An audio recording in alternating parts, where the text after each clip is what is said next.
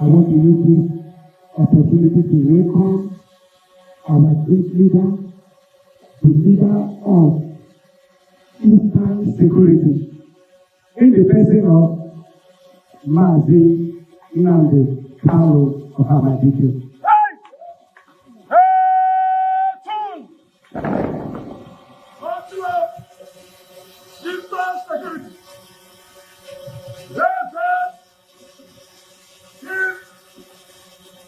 December, just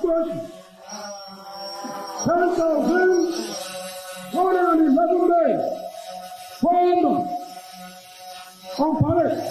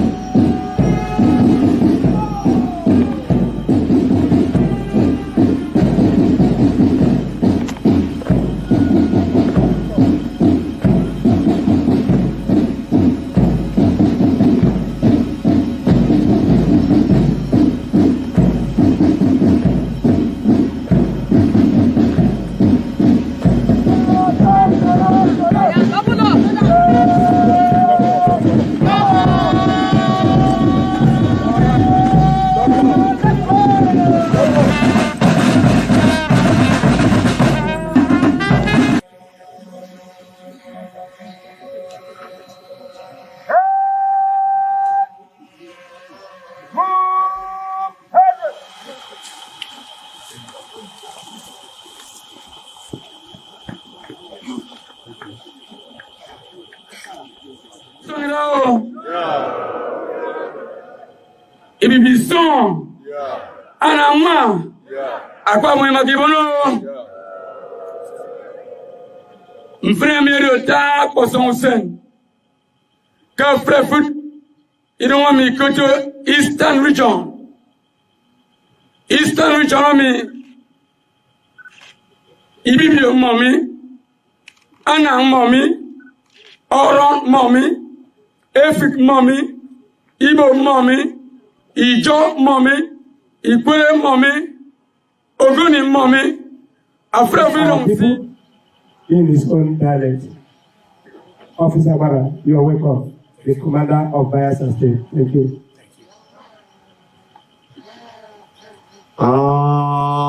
Iso. Iso. Iso. Iso kmu imi okmo fa. Olua. Mi oyori bo mi baro rere. Eastern Region bo. Suombo. Bayasa bo. Mi oyori mogumi. One Eastern Region yongu. One bo sembo digine me ne pagabomini. Kumotor digamo. Kriano gumi krimi, yano gumi krimi mi. Kirimiano go kirini murume. So many wapagabo. Make your jog me don't ha ohe. Aba de mujakide. Tolu ye choketache. Echi bo, echi galau, echi belu, echi TV o chakawa de mengini. Tolu Eastern Region agwa jujaunde. Georgia amamaye mene turu mi tolu emgide igbe. O na eneke lolu unyo jaun. O na eneke chandun ejokon to da mela. Tole amone kama ma ngokma jada kun megi ojo ka juja kide o kete pe don kate kwengi ne alo onchaka akako dama apo egwalu ma chaka kide onchaka. I want us to give 3 motions to our great leader. I want to go. Oza.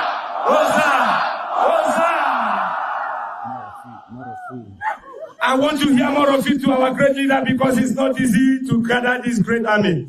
I said, let us give him another 3 great motions. More of it. Let's go.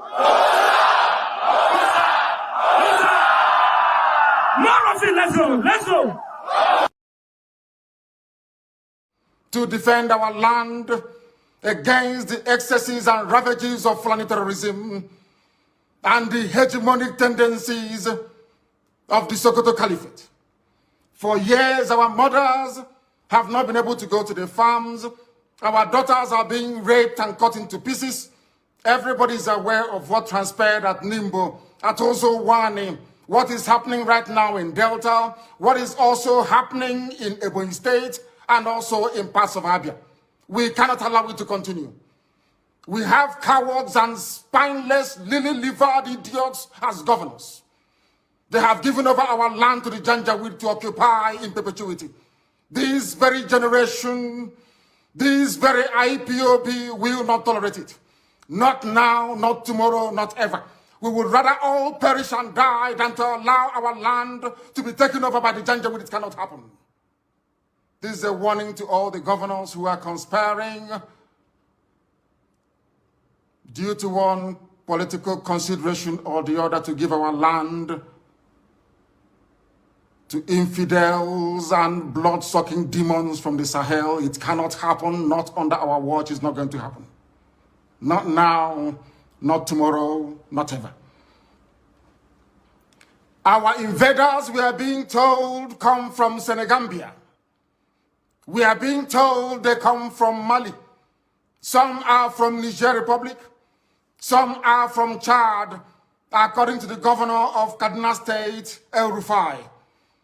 Therefore, we are setting up the Eastern Security Network to combat the excesses of these vagabonds and criminals from across the Sahel. Along the same lines as Amotekun, and even the ones set up by the terrorists themselves, Mieti Yala. What we are launching today officially, before the congregation of a global audience is the Eastern Security Network, not a Biafran army, no. Anytime this army will march, we shall let the world know.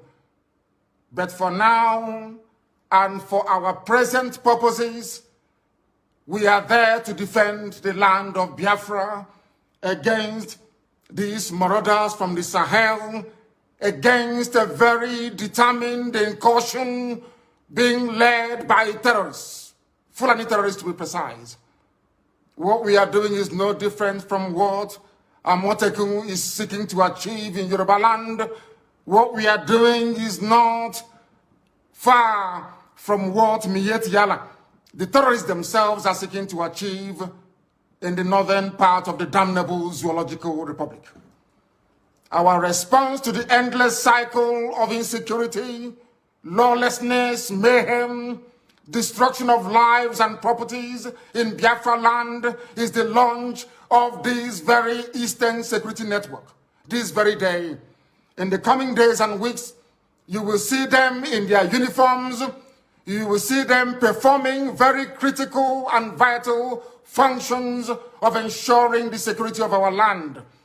I urge each and every one of you to give them your maximum cooperation. Attempts in the past to resolve these very raging Fulani terrorist incursion into our land has been very fragmented and piecemeal. It has never worked. Just a few days ago, we received reports that Delta State under Governor Ifeanyi Okowa launched what he referred to as Delta Safe Operation Delta Hawk, only for Delta State. Whereas Yoruba governors launched Amotekun to safeguard the whole of Yoruba land. Miet Yala launched their own vigilante group to safeguard the interest of Fulani Janjaweed all over the Zoological Republic. When you come to the east, by which I mean the southeast and the south-south, all the governors there are cowards. They have not done anything to secure our lives and our properties. That is why we felt it is necessary for us to do the right thing to protect our land, or else we will go the way that the Hausa people went. And we are not going to allow that, not under our watch. They have managed to fragment our people. They have managed to divide us. No governor in the southeast or south-south has the courage nor the conviction to stand up to defend the people. Therefore, we must. Therefore, IPOB must defend our land to the very last blood in our bones. We are not going to stop. Not now, not tomorrow, not ever, until we rid our farms and our forests of every vestige of Fulani Janjaweedism. This evening, I'm announcing it, that our forests and our farmlands shall be free of Fulani terror presence. They cannot dwell in our bushes. They can bring down their cattle to do their business, after which we expect them to domicile in our cities and in our towns, to rent houses like any other group of people. If they decide to venture into our forests and into our farms, they will have us to contend with. We do not care who they come with. We don't care if they come with their army, their air force, or whoever is supporting this caliphate, relentless incursion into the south. We shall meet them head on. We shall confront them. I do not want to hear about any rape of a mother anywhere starting from this very night. I don't want to hear that any daughter of Biafra has been abducted anywhere in our territory, because starting from this very evening, our forests and our farmlands are no-go areas for Fulani terrorists masquerading as headsmen. Because the Fulani very cleverly discovered that the only way they can defeat our people is by dividing us. That is why all the governors of the South-South and the Southeast never got together to float any security outfit capable of defending our land. None of them did. Absolutely none. Even what their counterparts are doing in Yoruba land, they cannot replicate. What ordinary terrorist group like Miet Yala is doing, your so-called governors cannot do it because they are cowards, they are beholden to the caliphate. They have come to do the bidding of the Fulani Janjaweed, and we can't allow them in our land. If they want to serve the Fulani Caliphate, they can go to the north and do it. Not in Biafra land, not anymore, not from this very night. That is why this very announcement is being made before the full view of the international community, that they may understand how serious we are, how determined we are.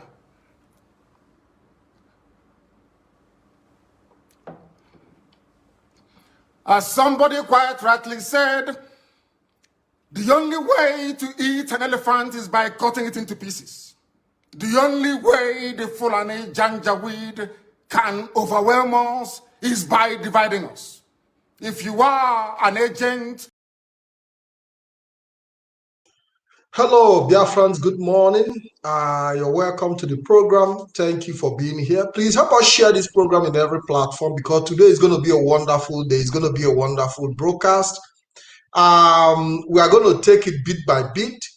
And coming to join me is one of our members of the Directorate of State, MAZI, CHINASA, who I'll be bringing forward in a few minutes. And with me is my brother, also MAZI Solomon Peter, who will also be joining in this conversation. And our brother, MAZI CHINASA, will be taking a lot of questions, answering questions on pertinent issues as regard to the past, the present, and the future. And I can assure you that this broadcast is going to be one of its kind that nobody would like to miss because a lot of issues are going to be clarified, untouchable. In fact, we are going to take it as a hard talk. And I can tell you that the man who is going to respond to your questions is a man of wisdom, and I believe he's going to give us answers to so many questions that have been in the mind of a lot of Biafran, and we'll also be opening the line for people to join and also ask their questions. When we look at the present security situation in our land, it is very, very important that Biafran understand exactly what is going on so that you'll be able to build up your mind to face the challenges before us these days. And I would like to bring in MAZI Solomon Peter. Hello, MAZI Solomon Peter. Welcome to the program. Good morning from here.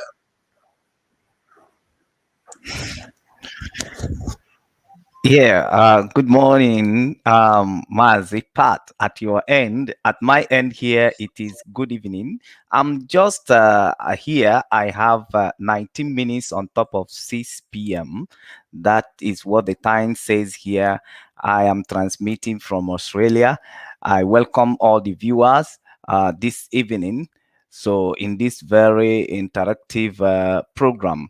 So I welcome Biafran all over the world, lovers of freedom, lovers of MAZI Nnamdi Kanu, and haters of MAZI Nnamdi Kanu. So you are all welcome into this very program this very evening. It's going to be a mind-blowing program. Your leader is here to respond to your questions because we must tell the world our story. And we must put the record straight in everything that we are doing. There is so many broadcasters out there. There is so many people who are trying to tell our story. But it is very, very important at this very moment that people will hear from the horse's mouth. So, Makandota, thank you so much, Mazi Patrick, for making me part of this program. As all knows, my name is Solomon Peter. Thank you. Thank you very much. Thank you. I want to invite right now, I want to bring in MAZI CHINASA NWORU. I hope that he joins us. Let me see, because I think I'm having some difficulties connecting him, but I would bring him on. MAZI Solomon, there is a video I would like us to play, because when MAZI Nnamdi Kanu was making the broadcast, when he launched the Eastern Security Network, there are certain things that he said, and those things have come to play today, but I'll be taking that clip. But I have to make sure that MAZI CHINASA is connected, because from what I see, he's telling me that he has not been able to rectify his mic and the camera setting. So I have to see how I can get in touch with him to do that setting, to be able to join us effectively. But before I do that, I want to take this song and we'll be back. Please stay tuned, and God bless you.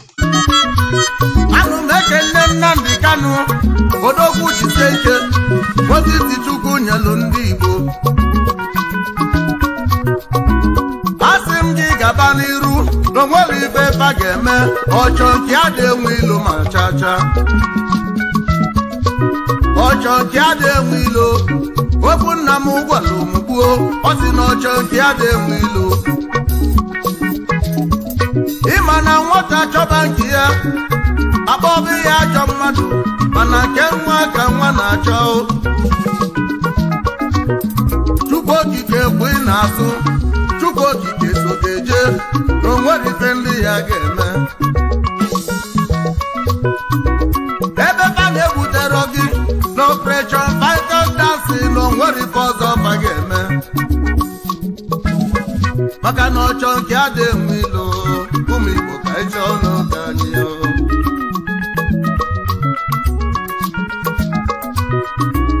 ọ sị na ya marọ emesi aka na ị ga-amarịli emesi aka na ị ga-aghọta ndị ọcha achasị bute ọcha ha achasị bute nke ji ụlọ na Igbo erike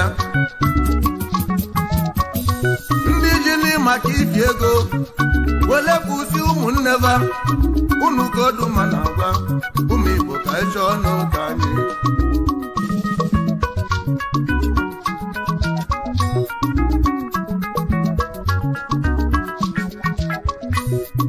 ka ịchọ n'ụka anyị ụmụ Igbo ka ịchọ n'ụka anyị ka ịchọba n'ụka anyị ụmụ Igbo ka ịchọba n'ụka anyị onye jizi na nwanne ya je politiks ka ịchọ n'ụka anyị onye jizi na nwanne ya jalụ mgbele ka ịchọ n'ụka anyị na-anụgo ka ịchọ n'ụka anyị nke mụ bụ nke mụ ka anyị bụ nke anyị nke mụ bụ nke mụ ka anyị bụ nke anyị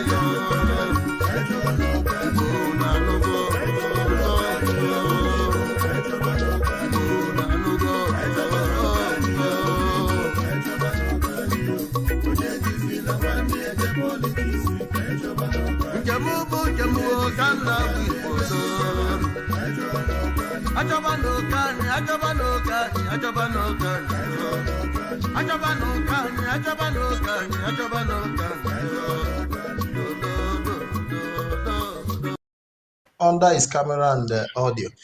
Yes, so Mazi Solomon, we are back, and I'm already working with Mazi Chinasa and NWORU to systemize his setting. And I hope that as soon as he get that done, he will be able to join us effectively. And I want Biafrans, by the way, to keep sharing this program, keep sharing, keep tagging your friends.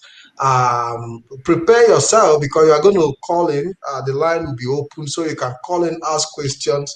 And the person that will respond to those questions is here to respond directly to you. Whatever question you have in mind that have been bothering you, that you haven't had the opportunity to ask, Mazi Chinasa and NWORU will be here to respond to those questions. And I can tell you that at the end of the day, you're going to have reason to understand the phase we are in the struggle for Biafra restoration. We'll be talking about the ESN. We'll be talking about the allegation of the unknown gunmen. We'll be talking about a lot of issues that touches our struggle for today, and our past experience in the struggle. Of course, we'll also be talking some of the internal challenges of IPOB.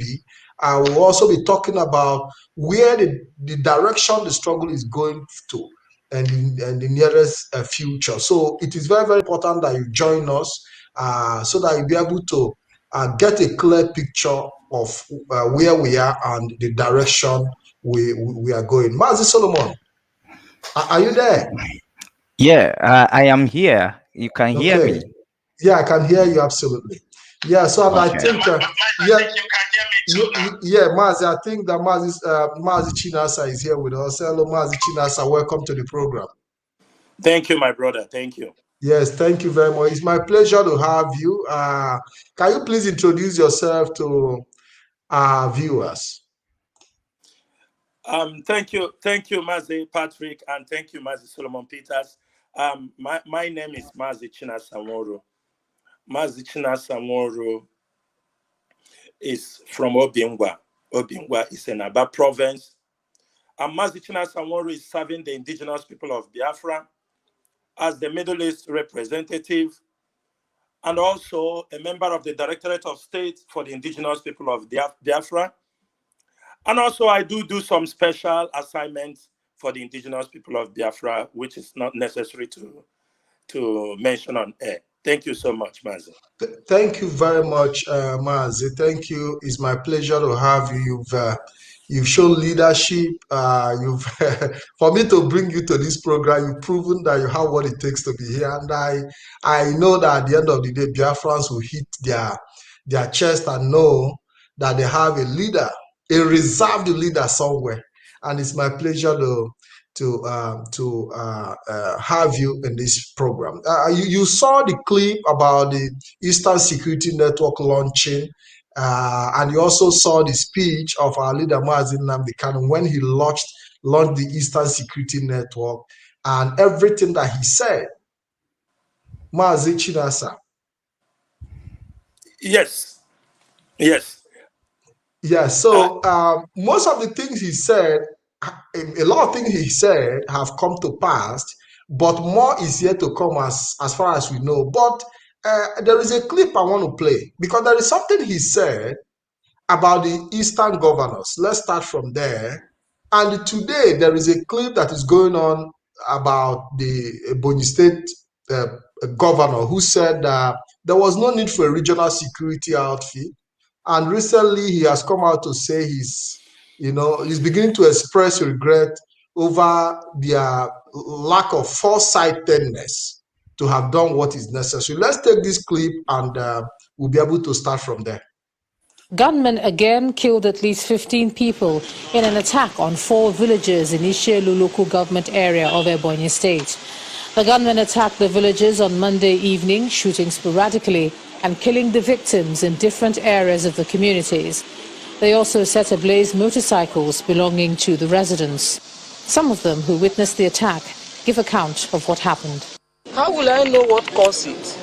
There have not been a situation whereby we got into quagmire with them. We have been living peacefully. Suddenly, we wake up with this corpse as a gift. How many people you saw that were killed? Personally, when I counted, before I couldn't hold my emotion again, I counted and I got 16 in number. From the number gathered, it's more than 15. Do you understand? Because from the counting, it's 16 in number plus maybe some that are still in the bush. Because what do you think that really caused this? Now, the cause is what we cannot even tell. Do you understand? Because they are leaving this place without any kind of prior information. That means they have a kind of ulterior motive. Okay? Because when we had a little listed, the coordinator, being Rashidi by name, said that before leaving here, that he will make this community to shed tears. And I believe this is the tears. Okay? Then now, we are only talking about the dead. But there are some females that are coming back from the market. That we don't even have their whereabouts now. We don't know their whereabouts. Women. That means they must have taken them. Then we are the ones destroying crops. Do you understand? We sanctioned them. Okay? But now, coming back, maybe, are you rating cow in respect of human being? Let me tell you, one thing you should understand. The one thing there is just that I urge the governor to know what to do about it. Meanwhile, Governor Dave Umahi has visited some of the villages where he condemned the attacks in strong terms. He gave the people the assurance of the government to do all within its powers to bring the perpetrators to justice. I got a very shocking news this afternoon about the attack on about 4 communities of Nkaleha, Obago, Amezu, Nkalago autonomous communities, initially Umuhali, Umuhali autonomous community, initially local government by AK-47 herdsmen that came yesterday and killed 15 of members of these communities. I remember that about a year ago, we had an incident of killing of 2 herdsmen within this same location. And immediately the security agencies, local government chairman, and the community leaders all came together to condemn the attack and the killing. And we immediately asked the security agencies to fish out the people that did that. They didn't do it on behalf of the communities. And they did fish them out. And as we talked, they are standing trial in Ebonyi State. And the community and the government and security agencies appeased the herdsmen and made peace with them. And so it is very shocking that overnight, all the herdsmen in Ishelu local government vacated Ishelu local government, which means that the local herdsmen are part of the conspiracy of the killing of our people. They vacated despite all the efforts that my government, governors of Southeast and security agencies have been making to give them full protection, not only in Ebonyi State, but the entire Southeast. We feel so sad that this kind of thing should happen to Ebonyi State. We feel so worried for our country, Nigeria. We are short of words, and good enough we have some traces of the sponsors, we have traces of those who came here. I will not disclose it, but I'm going to escalate the identities of the people to the highest authority, and we wait to see what they will do.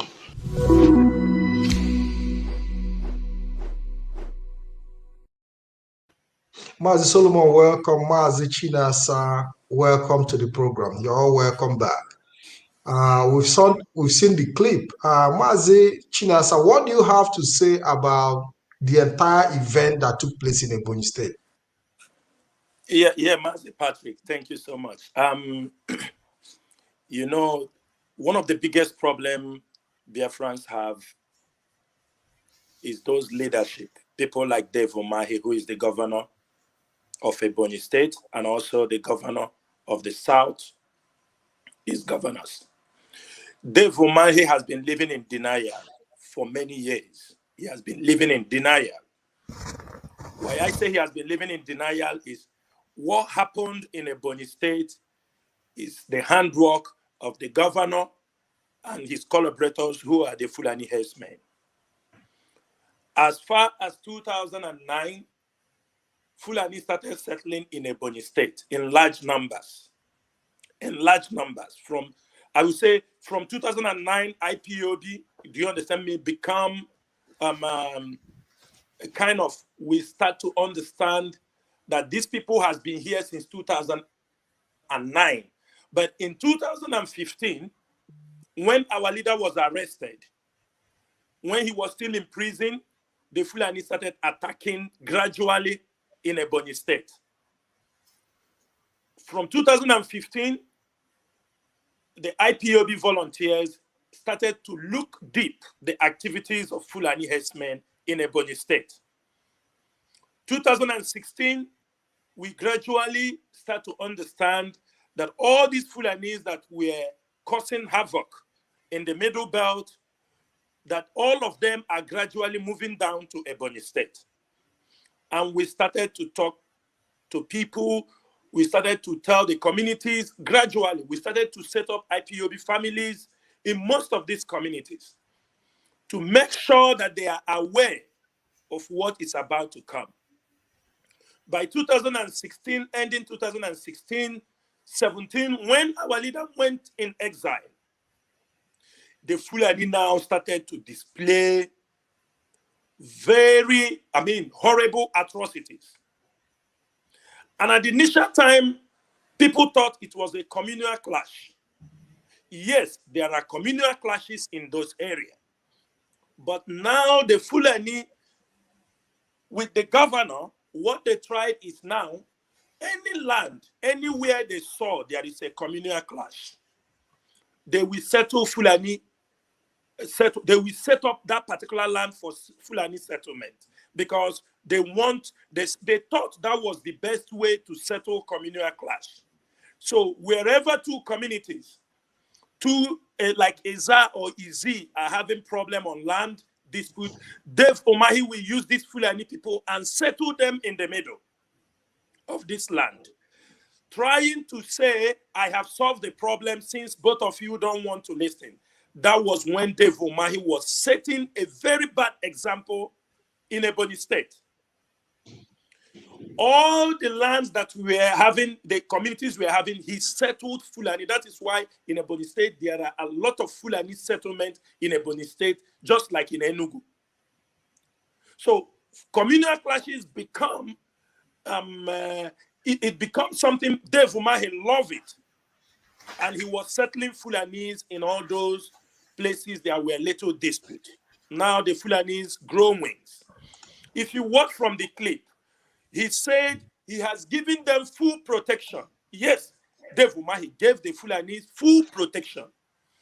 He brought them, he asked them with the community chiefs, with the community leaders, he paid them money to make sure that the Fulanis were protected. But to go directly to this particular video you just played here, in this issue, last year, when ESN was formed, I was aware ESN was sent in this community because there were a lot of intelligent reports that most of the die-hard Fulani herdsmen were residing in this community. We got an intelligent report that too many Fulani had calls. Those who are coming in from Benue, those who are coming in from Enugu, that they are settling in this area. ESM makes some move to go to that community. Those who were agents of Dave Umahi, the chief of this Ishelu, they have a chief or a traditional ruler.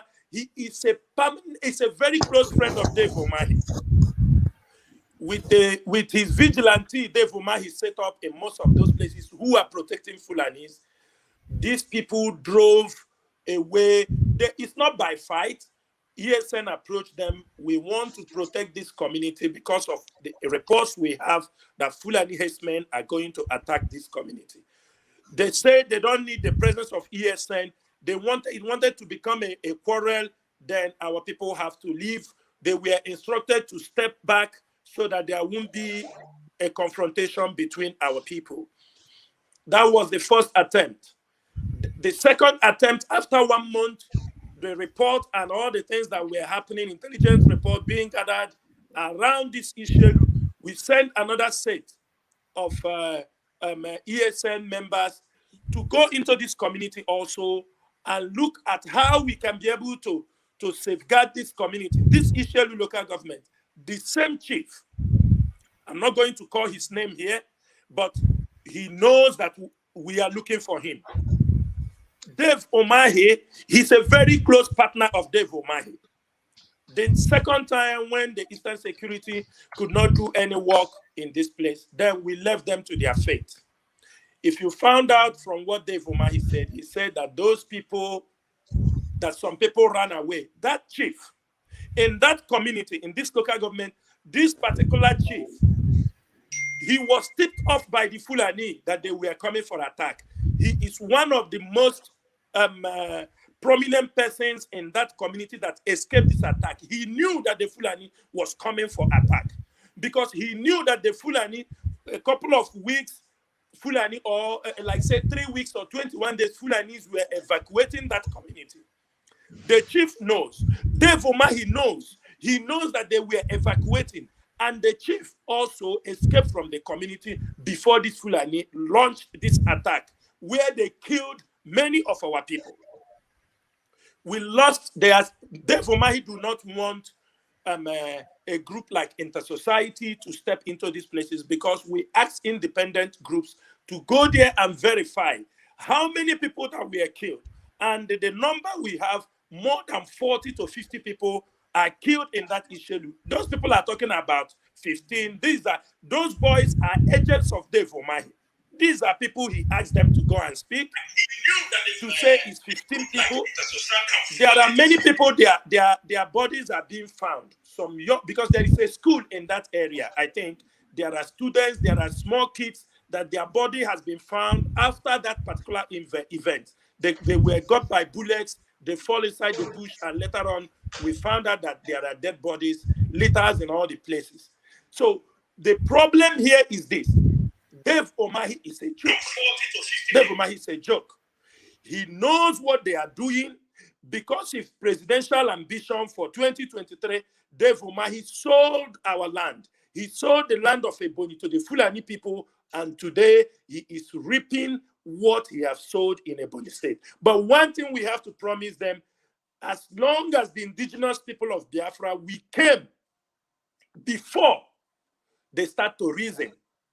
And as long as we know the plans of the Fulanis, there is nothing that will stop us not to defend our land. It is either they come out, he have come out and said the people he protected, you saw these Fulanis were causing havoc in Middle Belt, in Jos, in Taraba. Does it mean Dave Umahi does not see all this news? And Dave Umahi still set to protect the Fulanis in Ebonyi State, and he expects what to happen, that they won't kill our people? Unless ESN takes the mantle in Ebonyi State, unless IPOB stand and gap between our people and the Fulani herdsmen, there will be nobody be left in Ebonyi land and in other parts of Biafra land. And that is by nature. We found it as an obligation that the indigenous people of Biafra and the Eastern Security must step in and close this gap, because history will look at us in the eyes and ask us, why did we continue to blame all those failed leaders rather to take the mantle or to take the bull by the horns to protect our people? And that is what we are doing right now. Thank you, Mazi. Thank you. Mazi Solomon, do you have any question for Mazi Chinasa as regard to what happened in Ebonyi? Yes, I told you I'm prepared for Mazi Chinasa today, because this is a big fish. It's very hard to catch him, and since we have already catch him and he's here with us today, he will not go without answering our questions. So we have had the narrative that Mazi Chinasa put out here as to regard to what happened at Ebonyi State. So my questions to him now is this: as according to what our Mazi Onyendu Nnamdi Kanu said in the day of launching this launching ESN, that the ESN will go and protect our people and fill gap where it is needed. So at this point, do we still need the traditional rulers, which we are clearly known that these traditional rulers, they are also among the people who are selling their communities out to the killers? Do ESN still need permission from these traditional rulers as the situation stands now? Do we still need protection, permission from them to send ESN into protecting the life of our people in some of the communities? Mazi, you know, we have a tradition of people will even ask you when something have, did you ask? We have done that. Now we have asked them, we have begged them, we have approached them. I don't think we don't need their permission any longer. As long as many of them have refused to listen to the simple fact that our people are being endangered, we do not need their permission any longer. In fact, any of them who stands as a hindrance on the way to protect our people, he will pay dearly with his life and his family. We are no more taking any permission from them, and we are no more waiting for them because we have waited for so long. We don't. Okay, one more question to you. Thank you so much for responding to that question. Then one more question is this. Now, when after the launching of ESN, the news that went in internet and the deliberation of people is that ESN is not legal, it is not well legislated, and therefore the government and the government should not relied on the activities of ESN. So now I am asking you, like in the operation of ESN, did they feel anything illegal? Mr. Mazi Solomon Peters, there is nothing illegal in the activities of ESN. Meeti Allah, if I may ask, is Meeti Allah legal? But Meeti Allah is giving 100 and something billion. But they are the fourth most. But the government, they are stakeholder. They say they are stakeholder in the Nigerian state. ESN, our activities has nothing illegality in it, because what we are doing is what is every born Biafran is expected from us. Reasons are the governors, the political leaders, they have played with our life. There is a gap. There is a gap in our system. There is a gap in our region. There is a gap of this security in our place. It is just an example of when things you expect those to do it and they refuse to do it. For example, if you do not have a house, your father do not have a house, and you grow up and you want to put a roof under your father, would that be found as something very wrong?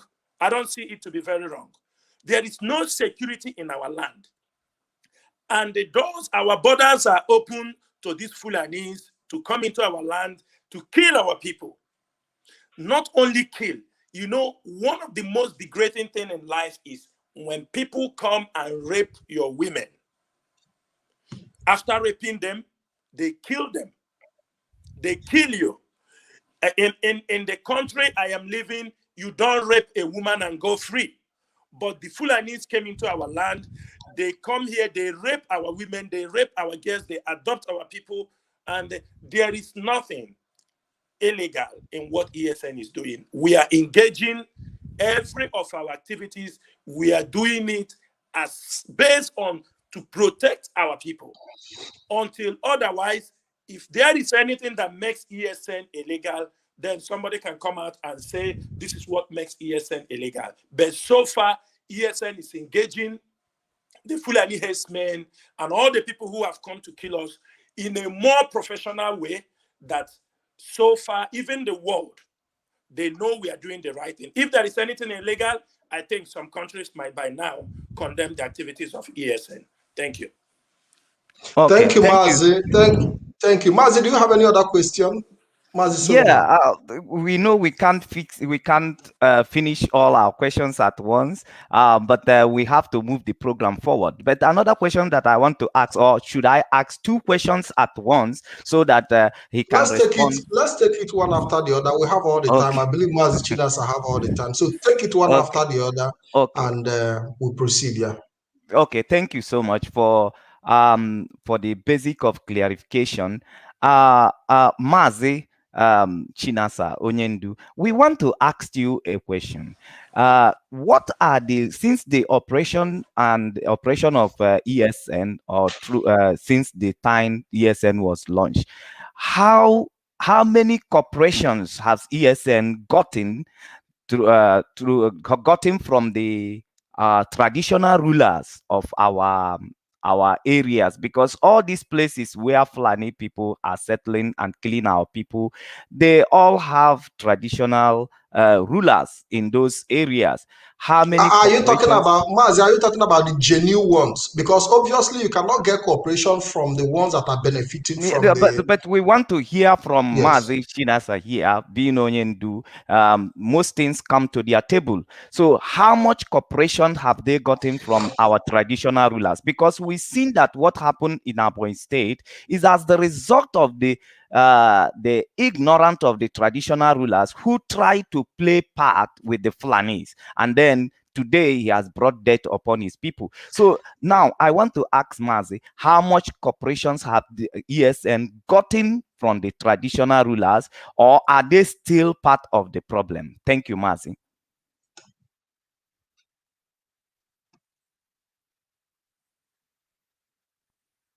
Mazi Chinas, are you there? I don't know if he has difficulties with his audio, but Can you hear me? yes, Mazi, go ahead. Okay. Yes. Yeah. Thank you, Mazi. Mazi, I hope you got the question right. Yes, Did you get the question? Yeah, I got the question. Okay, go ahead. Yeah. One thing is this: Radio Biafra have created a lot of awareness, even though it has not yet sunk in the mind, in the head of everybody. I must confess, there are traditional rulers who are also very cooperative in what we are doing. And most of them have also demonstrated when they realize, most of them realize that the Nigerian security cannot protect them. They have realized. Some of them also, out of ignorance, thought that power still remains in the hands of the politicians. Those ones don't know that power have changed hands in Biafra land. Example, in Enugu,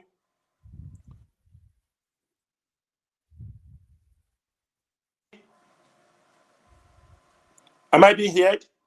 Yes, your voice is coming out clearly, Mazi. Okay, in Enugu, there were some issues that happened in Enugu, in a Ga community. When the Fulani attacked one of our people, our brothers who went to the farm, they shot him. And when the villagers wanted to go to rescue the boy, or they rescue the man to send him to the hospital, the Fulanis refused. They blocked the road with their arms. And some of the community members, with the permission from the traditional ruler in that community, they called the ESN for help. Unfortunately, and they were very lucky, some ESN operatives was around that area. Then they move into action. I think that's a very good example what some of the traditional rulers and some of the people, DGs in some communities, supposed to be doing. They can reap the benefit. We ask them most times, some of the community do not have the power to match the arms the Fulanis are carrying, because most of the Fulanis, they carry AK-47, and some of the communities, they just have ordinary pump action or hunter's gun. So in most cases, they always need the presence of ESN in their community to be able to match these marauding Fulanis. So there are some traditional rulers, they are, trying to say, we are helpless. We just want to survive. If it is ESN that can give us this protection, you are welcome. If it is so, but we want to let them to understand that there is no help coming from the Nigerian government. For example, how Enugu, when they saw we launched ESN, they ran and launched their forest guard.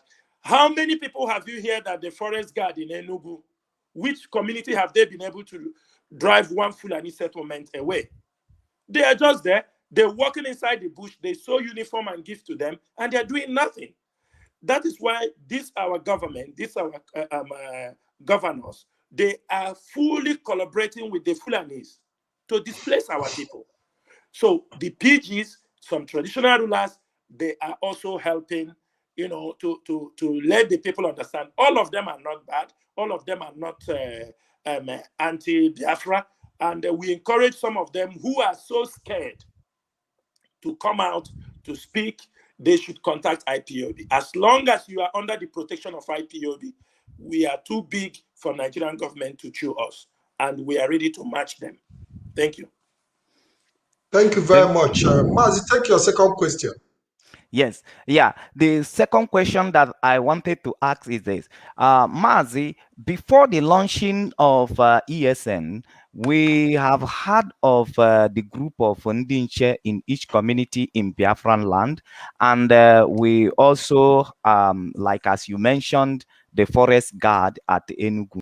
Now, how much cooperation had the ESN had from these local vigilantes and also some of this security outfit that has been launched by one politician or the other?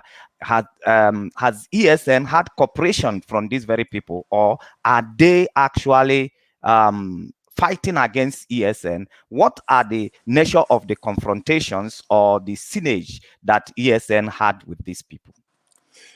Yeah, Mazi. So far, there is no vigilante having any confrontation with ESN. They can't even try it. They can't. We having some cooperation with some community vigilantes to understand, to pass information when the Fulanis are destroying anywhere or killing anybody. We have some, but not all.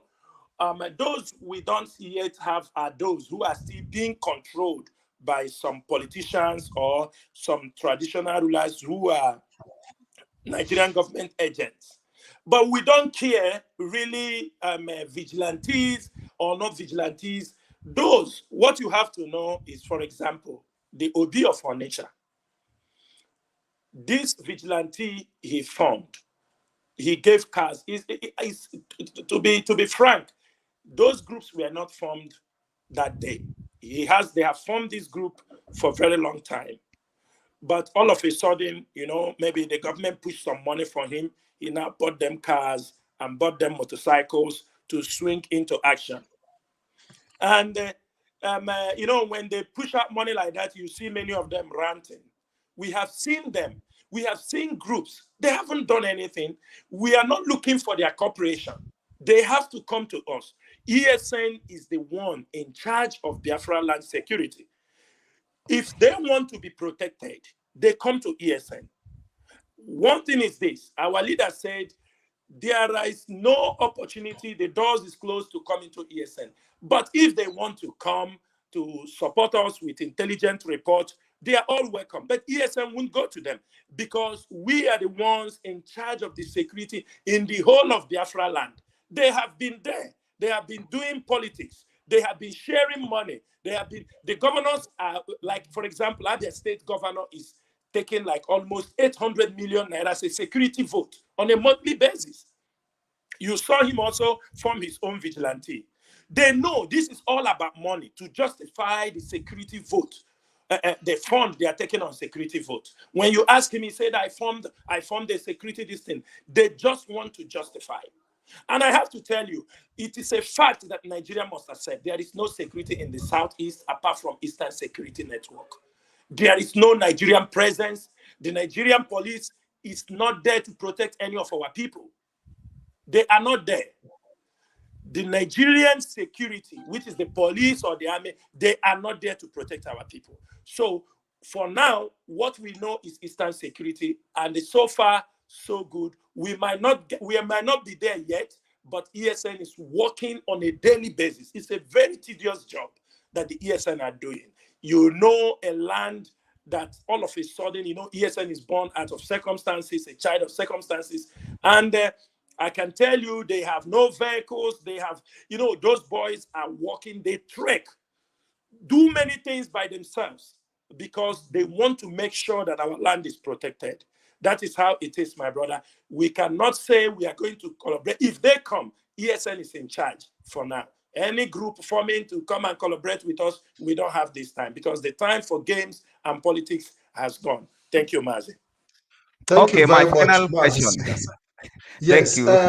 Mazi My Solomon. final question, because so many Yes. people are waiting also to ask question. Mazi Pat, just allow me with this one question Go because ahead. it's Go very, ahead. very important that Go ahead. we Go have. ahead. Yeah, thank you so much for that. So now, what we are looking at is this. As it stands today, we are hearing some statements from the Nigerian government against ESN, or how they will come after ESN, or how they will make sure they stop the operation of ESN. So all this report from the government, does it play any kind of role as to regard to the operations of ESN? Does it really put fear in them? Did they feel threatened, or did they feel like their goal cannot be achieved by the threatening that is coming from the government, that they have to crush down ESN, and they have made some attempt? How do you think that ESN feel as when this kind of threat is coming from Nigerian government?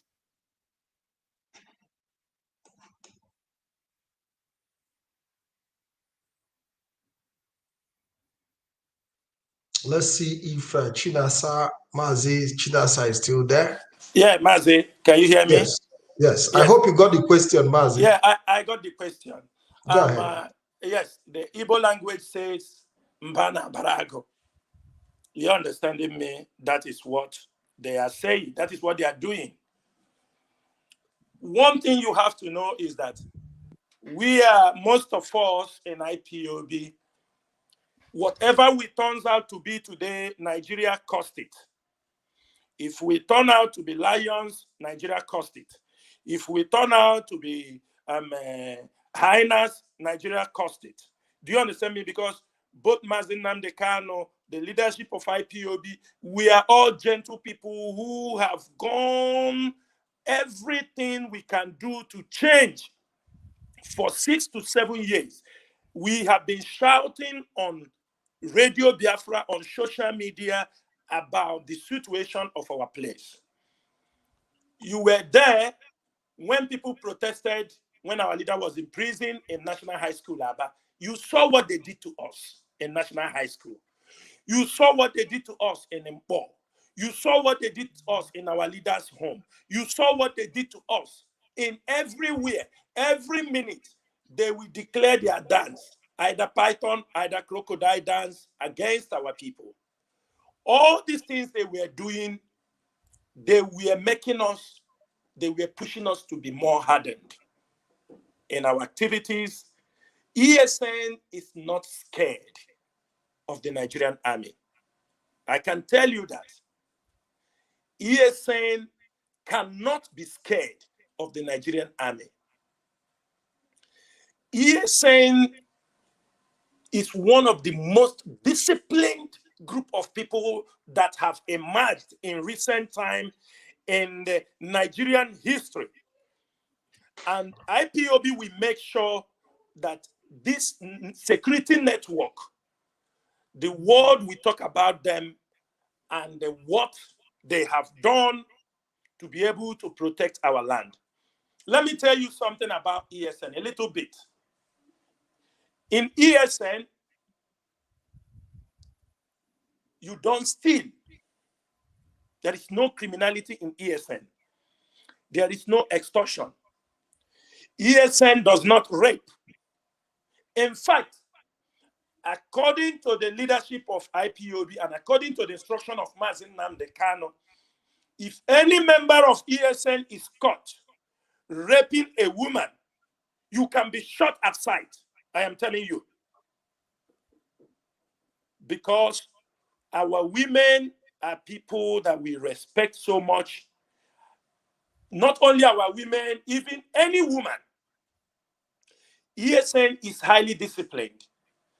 And for the fact that we are highly disciplined, our ideology, our mind we have already built ourselves that we are facing one of the most ruthless army in Africa, which is the Nigerian military. We cannot be as scared when we are fighting for our life. We cannot be scared when we are trying to protect our land. We cannot be scared when we know we are doing the right thing. ESN cannot be scared when they know that our people, if we don't do these things, that our land will be ravaged by the Fulani herdsmen. ESN is not scared of the Nigerian army. Today, the Nigerian army is, you saw them, any little provocation, the world is not seeing it, they will go and bomb our area. Any little thing, you see them. And nobody is saying anything about it. But tomorrow, anything can happen. Those helicopters, they are moving around our land. They thought we cannot bring them down. We are counting day by day. Day by day. What I want to tell you, ESN is strongly, even the more, they have to know that the activities of ESN, the impact they have, have on Biafrans, the security in our land. Right now, people say you can drive from one state to another. There is no police checkpoint. There is no harassment. That is the fear of ESN. Before they will tell you that criminals here, we are put.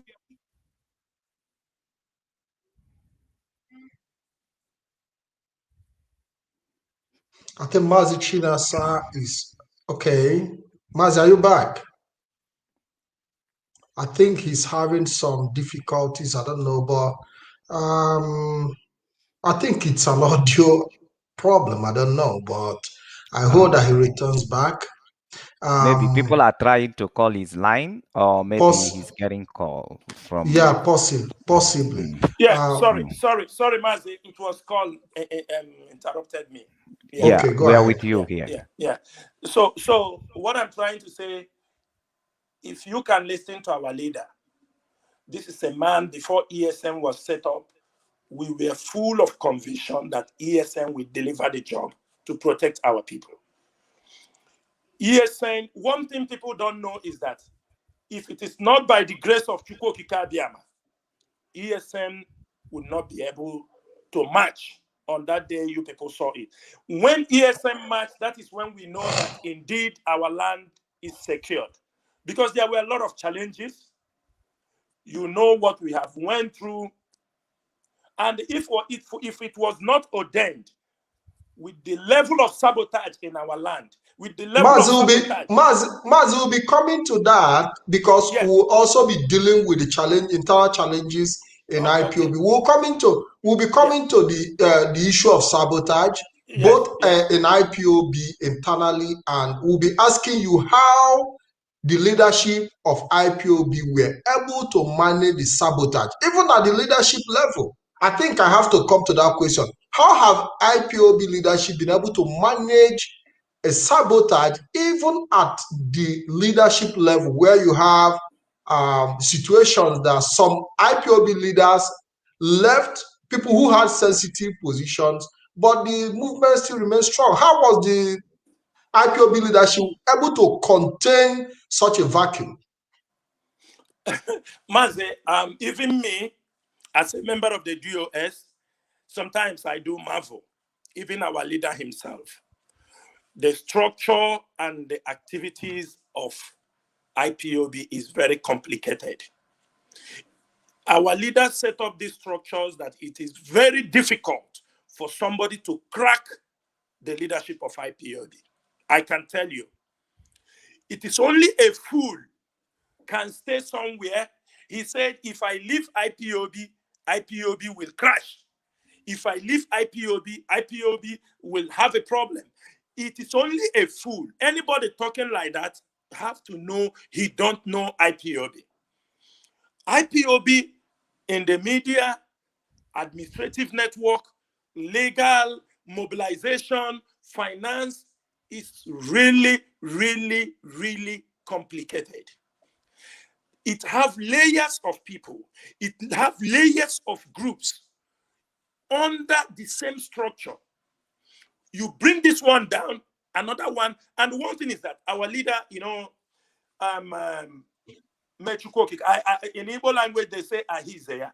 You understanding me? This man set up things. You may see yourself, you are very important in this struggle.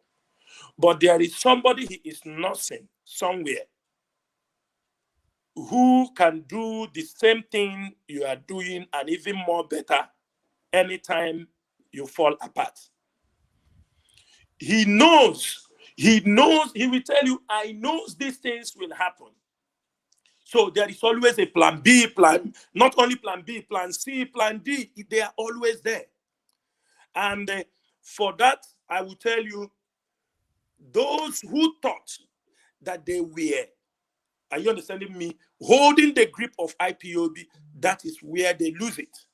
They lost everything. Let me tell you about this sabotage in the leadership. For example, you have been given the mic to be speaking to the people.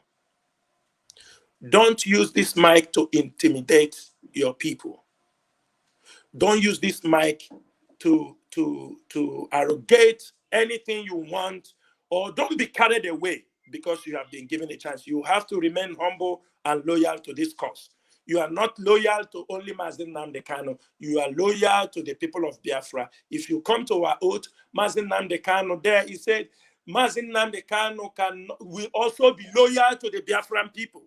And we have to be loyal to him. This is what is written in our oath. So I think that oath is guiding every IPOB family. It's guiding many of our people. Most people are in line with that oath. They don't want to cross. And our people, for the fact that they have understood that truly, that freedom is actually what we want, and freedom is the gospel message our leader have given to us. They have seen it very clearly. They have seen where we are heading to. For the fact that majority of our people, millions of people now understand where we are going to, it will be very difficult for anybody or a group of people to sabotage this particular struggle, because we have crossed that Rubicon where somebody can destroy this struggle. For sabotage in IPOB, sabotage is something that is always common among any group of people in a struggle like this. They will always come, but I'm very, very happy and I'm confident that the structure of IPOB, no matter who you are, you cannot sabotage this struggle. Because the moment you leave, somebody else will take over. Ask yourself, those who left a couple of months back, are we making more greater? Are we going more better than when they were there? Some of them were agents who were being used to subdue what we are doing. They create fear. They create, don't do this, don't do that.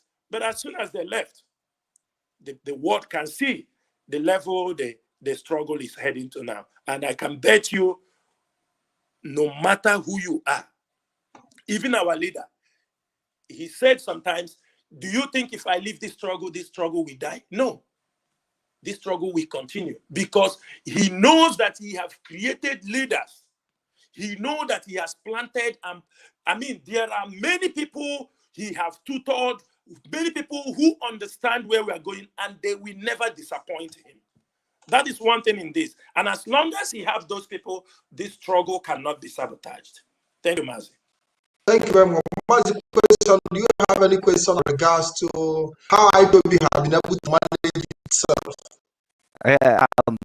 Actually, Mazi CHINASA, he has said a lot of things, and here he has also, there is a lot of questions, but we should be giving an opportunity to Biafrans who would like to call in and also ask their questions as to regard to the operations of ESN and how successful has ESN been since the day they were launched till today. So I have more other questions, but let's try and see, put the line opening and see if there is Biafrans who are waiting for us to call in into these very programs and aid their aim questions to Mazi CHINASA Onyendu.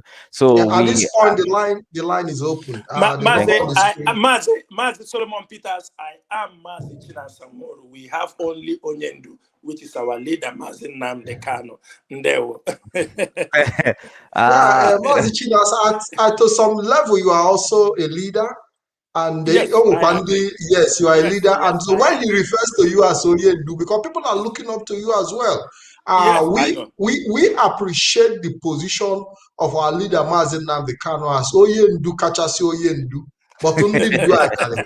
So I want to acknowledge that. Thank you. Yes. Thank you. The number is open 3938817796665.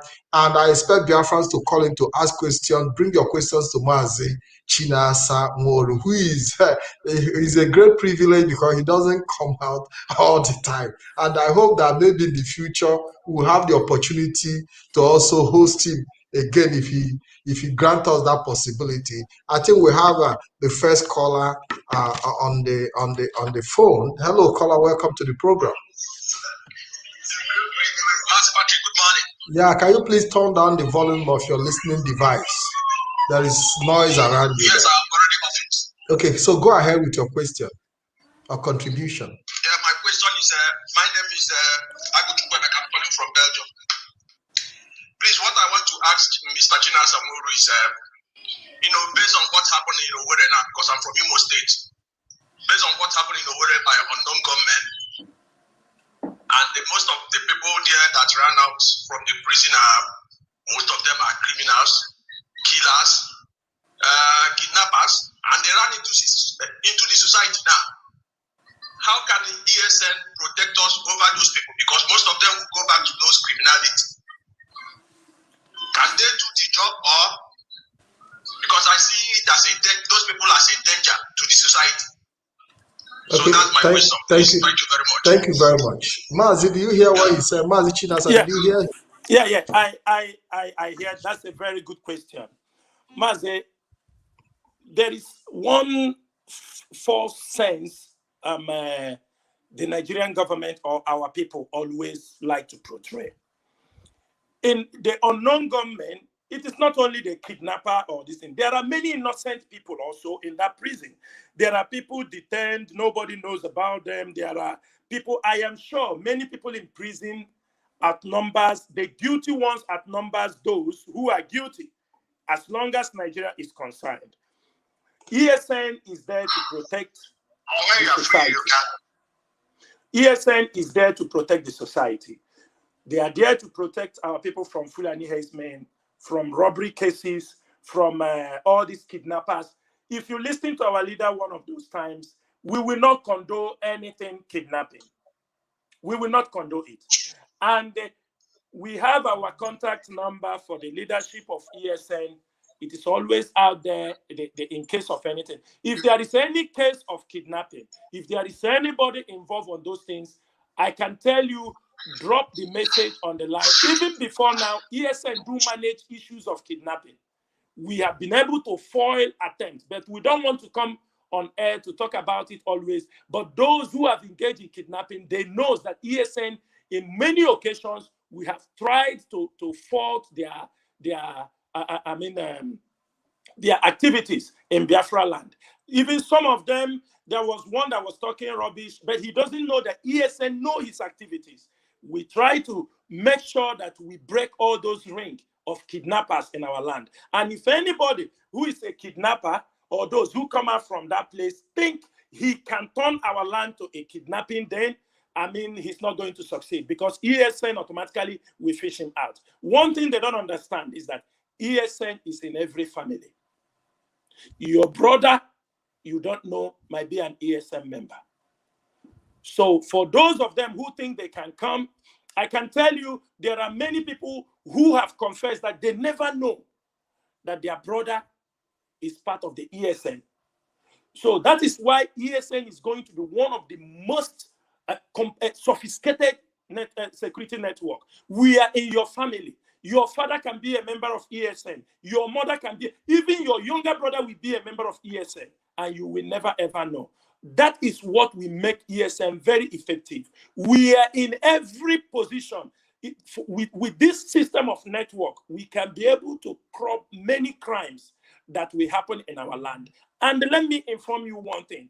We glorify these crimes without looking. Most of the crimes committed in our land are done by the Nigerian police and the Nigerian military. I can tell you that as long as these people understand that the crimes that are happening, the kidnappers, most of them are Nigerian police connections. I can tell you there are places where when they kidnap people, it's the police that are giving them gun to go for the operation. In 500 meters, they will kidnap people, the police will not do anything. So I can tell you with that,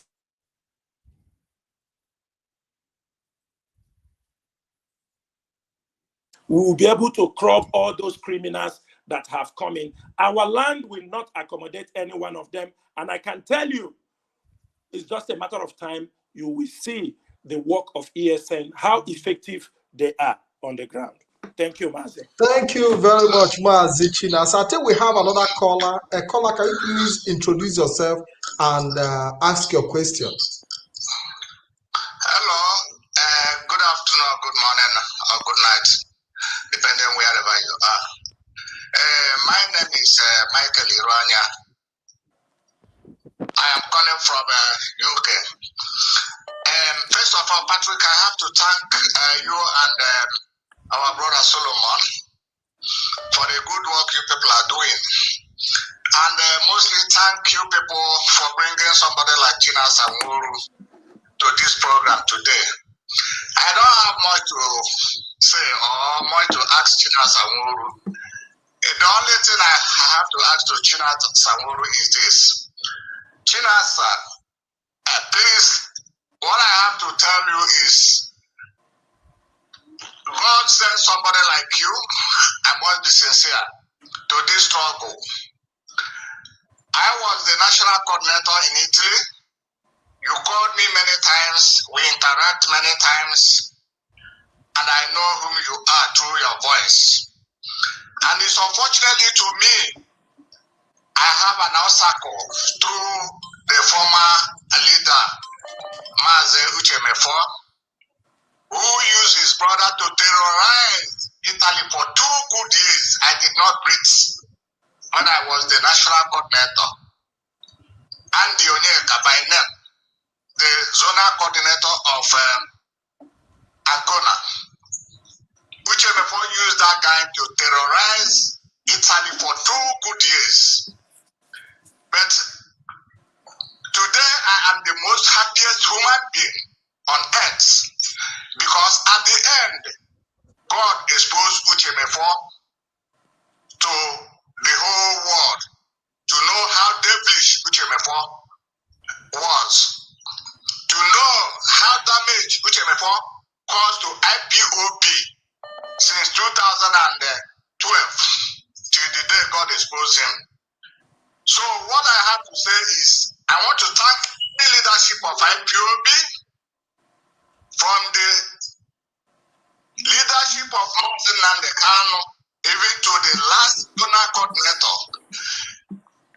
I say, may God Almighty God lead you people, give you knowledge, give you strength, because it's not easy to do the good work you people are doing. Biafra must surely go home. That is all I have to say. Thank you to every one of you who is listening. My name still remains Michael Irania, the former national coordinator, Italy. Thank you. I'm not shaking. Thank you, Mazi. And you also, I also want to thank you for giving me the opportunity to make my contribution in the media, because without you, I wouldn't have been in the media making that contribution today. Thank you very much. Thank you for your contribution. Thank you very much. Yes. Yes. Yeah, Mazi Rania, please don't go away. Mazi Rania, please hold on. There is something Mazi CHINASA want to communicate to you. Mazi Rania, yes, thank you so much. You are one of those we respect in this struggle. I can tell you that we, like you said, we do communicate from time to time. You know, those who really want this struggle to go forward, there is always people who will fight them. They are scared for us to move from point A to point B. Most times the things we spoke, they say from I know who you are, you're a good man. And I'm so happy that people like you, even though you are no more the coordinator of Italy, but you still walk with your shoulders high as one of those who serve IPOB. That is all what we want. If you are no more in position of leadership like me, you step aside and support those who are doing the job. You advise them, you encourage them, and that is the only way we can be able to achieve what we are looking for. And I thank you so much for coming in online this time. Italy, IPOB Italy, can never forget somebody like Mazi Michael Iranya. You have written your name in gold. One thing people don't understand, that those who answered this early call when our leader called, they did a very strong assignment to make sure they bring our people all together. And those things you have, those legacies, we might not be perfect, but one thing is this: all we are doing is to make sure that Biafra. We know when all those things were happening, people they want to, but if anybody is not pure in heart in this struggle, I bet you he will never follow and take the glory for this struggle. That is all I have to say. Mazi, we must recognize that it is the foundation of the building that carries the building. That is it. That is it. And the foundation. The foundation that Mazi Michael Iranya have laid in Italy is what is carrying Italy today. So whatever progress that is being made in Italy, he must, in fact, the main engineer must always be recognized. Thank you, Mazi. Mazi, can I contribute a little thing? Yeah, go ahead. You know, the national coordinator, the present national coordinator now is my right-hand man. I brought him up by the grace of God, not that I'm boasting. And the only promise I will make the whole world, even if I thought he messed up today, I will just resign here in the UK and go back to Italy. If the IPOB leadership can accept me to serve them again, I will take Italy to another highest level. But I know the present national coordinator now can never disappoint IPOB. We can never disappoint Biafra. I am assuring you that. Because I know it's just like you. And when we were in Italy together, I came to your zone and I saw whom you are and what you are. I picked you up. God picked you up through me. And today, you are just pushing what we are pushing. And surely, one day God must surely give us victory. Thank you very much. Thank you, Mazi, for recognizing that potential. Thank you very much. Thank you. Thank you very much. Thank you, Mazi Chinasa. As well, please. Thank you very much. Thank you very much. I think we have other callers. Calls are coming in. And let's see if we can take this call from caller from Germany. Caller from Germany. Hello, caller. Welcome to the program. My name is Chidio. Yeah, can you speak up? Can you please speak up? Can you speak up? I said my name is Chidio. Yes, welcome to the program. Okay. I would like to make a comment on the program. Go ahead. Hello. Go ahead. Okay, we're listening. My issue with the program, with the topic at hand, the ESN thing, and for me, I think the uptrend in Nigeria is the Nigerian government, and if the ESN have to do anything in any part of eastern Nigeria, the Igbo land, once the government doesn't recognize them, mostly the eastern governors doesn't recognize them, they don't have any legality. For me, I think if they have to do the ES security network have to do anything, they'll have to still do it with fear. Because because they don't have the backings of the law. So I don't see, or would I rather say, I see this ESN protecting the Southeasterners, or I see it as a joke. Okay, for example, they said they are going to protect, they will go around the bushes and protect the forest that belongs to the Easterners, the Ebola. And what happened in the Ebonyi State, in one village in Ebonyi State for maybe I think on Monday or so, I'm not very sure, but this week also, then you ask yourself, if these things could happen, and they say we have ESN, what is that? What's the difference between the ESN and the Nigerian police? Because they are still killing people there. People are still dying. Okay, caller, there is a question I want to ask. There is a question I want to ask you. Did you start this program with us from the beginning? I don't think I did not start from. Okay, if you have started the program from the beginning, you would have understood where we are coming from and the intervention that was brought to those communities by ESN that was resisted. And I think Madam MAZI CHINASA have addressed that angle of how the community resisted the assistance that ESN was supposed to offer before this attack came. So I will urge you to continue to follow our program, and I want to thank you for your contribution. Thank you very much. Thank you, Mazi Kim. That was Yes. good. Thank you. Yes. Mazi CHINASA, there is something he said about the legality. That was why I asked him, did you follow the program?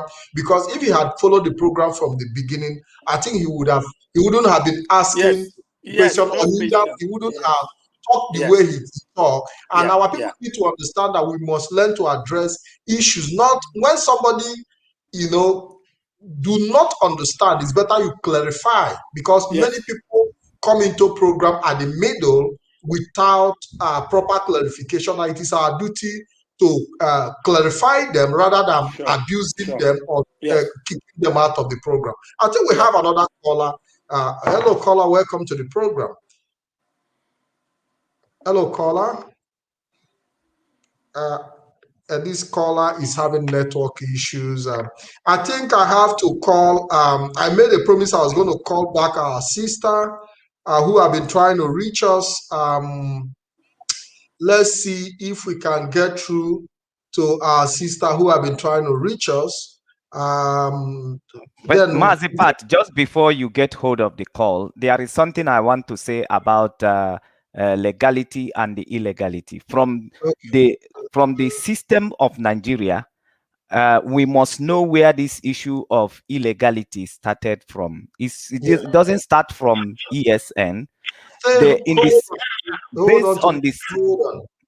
Based on the system of Nigeria, people must understand that you asking for Biafra or agitating for freedom in Nigeria is regarded as illegal. For you to ask for freedom in Nigeria, they title it illegal, that you don't have right to ask for freedom in Nigeria. You don't have right to referendum. You don't have right to self-determination. So once you started it, they will tag you secessionist, and they will tag your movement illegal, terrorist. So it's not from the ESN, and there is nothing that we can do today on the basis to secure our people that Nigeria can regard as legal. For them, anything we are doing to safeguard ourselves, safeguard our community, and to prevent ourselves from not being killed by Fulanis, they will always title it illegal. So people must understand that the illegality they are tagging to ESN does not just start from ESN, but anything you do to liberate your people in Nigeria is seen as illegal. Thank you. We must not take out the universal law of self-defense, which is the right of every living being to defend yourself. I think we have to take this caller. I don't know. I've been trying to. Let's see. Hello, caller. Welcome to the program. Yeah, welcome to the program. Yeah, go ahead. Hello? Hello, good morning. Are you hearing me? Go ahead. We are listening. Biafrans are listening all over the world. Go ahead. Okay.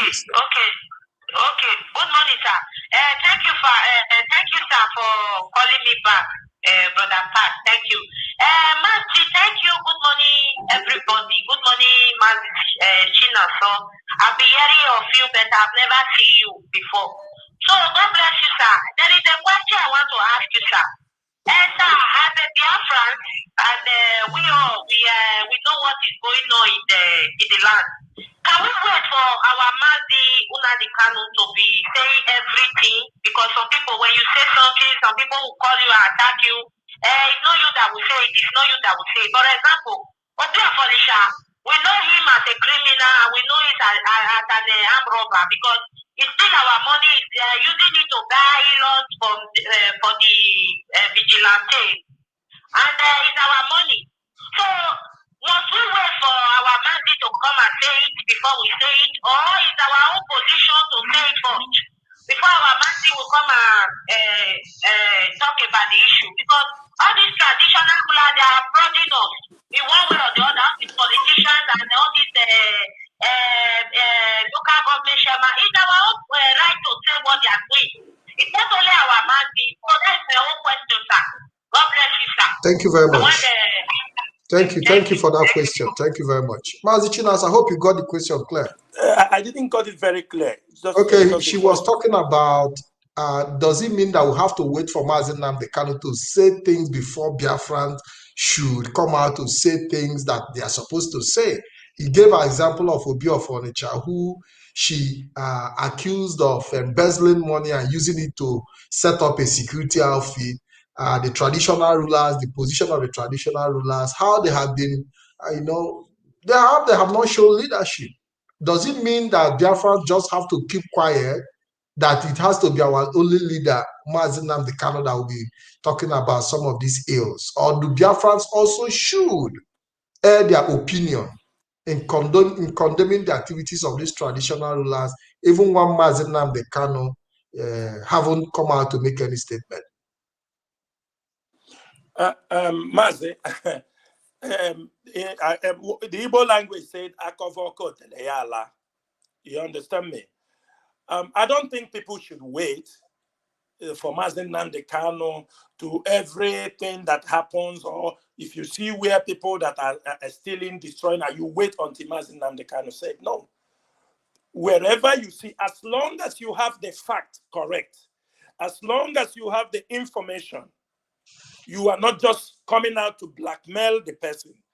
If you have your authentic information and you want to let the public knows about it, I think you have every right to let the public know, and you should be ready to back up your evidence. Do you understand me? On whatever you are saying. That is the most important thing. I don't think our leader, you have to wait for our leader, because our leader have other things he can say.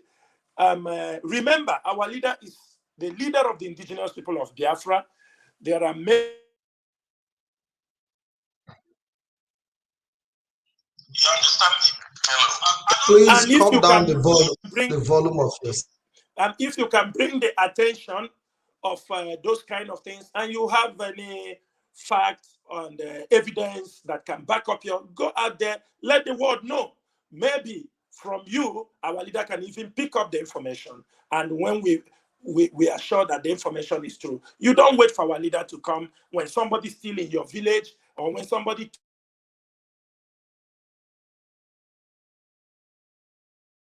you have the evidence, you can come up and say it to the public. Thank you. And Maz, I've also told Biafrans that even Mazi Nnamdi Kanu too need your opinion. Yes, Mazi Nnamdi Kanu also need your opinions as Biafrans. Yes, can you hear me? Can you hear me, Mazi? Mazi CHINASA, are you there? Before I bring in the caller, are you there? I wait for you to return back because I see that there are fluctuations, so maybe somebody is trying to. So there is something I've always told our people, that Mazi Nnamdi Kanu also need your opinion as Biafrans. When things happen, he also want to hear from you. Mazi Nnamdi Kanu have also said in many of his broker that he also have a lot to learn from Biafra. So as much as he's your leader, he also would want to hear your opinion on issues, which will also guide his thinking, because he is leading you, but he wants to also know how he's leading you, how to intervene on certain issues. If you remain silent, he might bring his own leadership, but when you speak up, it will help him lead you better. Mazi Chinasa, are you there? Yes. Yeah. Mazi, I'm here. I'm yes. here. So I think we have a caller. Hello, caller. Welcome to the program. Dear friends are listening. Okay. My name is Chikeze Ezal. I'm calling from Istanbul, Turkey. I'm from precisely Umawa. And I love everything that I'm hearing and what I'm doing. Issue of sabotage and being legal or illegal, that is not a problem, because in everything, there must be a sabotage. For you to be a living being today that are your end, without having an enemy, that makes you nobody. With your enemy, you can rise up to excel. So the issue of telling us that maybe sabotage or something like that, my brother, nothing can stop ESN going further to do their job. And for those that think that maybe the prison breaking of a thing will cause problem in our society, being the release of some criminals, as they said. My brothers, please, you guys should understand this. I lived in the north before I left Nigeria. They release Boko Haram every day. It doesn't affect anybody. If anything that happened for a reason. If you are being kidnapped, check if you are the fault. If it is your fault that you are being kidnapped. If you are being killed, if you are fault. But for this getaway that is coming in our land, we know that the plan is to Islamize us, and which is not easy to Islamize an evil man who is in his right senses. So I just appreciate the ESN, and for the non-women, may God also send them many places to liberate, because I see this they are the group of Michael sent down to help us. That is it. Thank you very much. Thank you very much. Thank you very much. Thank you very much. Calls keep coming in. Mazi Chinasa, I hope you have all the time to spend with us. We won't be taking much of your time, but I can tell you that today we catch you. I'm Udoluginendo, and I will not let you go until you are exhausted. We have another caller here. Hello, caller. Welcome to the program. Yeah, thank you so much. My name is King. I'm calling from Sydney, Australia. Welcome to the program from Sydney. Thank you. First of all, I just want to thank all of you for the good job that you're doing. Mazi Chinasa, you're so wonderful in your narrations and things that are going on around Biafra land and the work the ESN are doing. We're very much appreciative of that. We thank you, Solomon Peters. You are one of us. Thank you so much. Yeah, my question is this, or should I say kind of contribution? Yeah, Biafrans will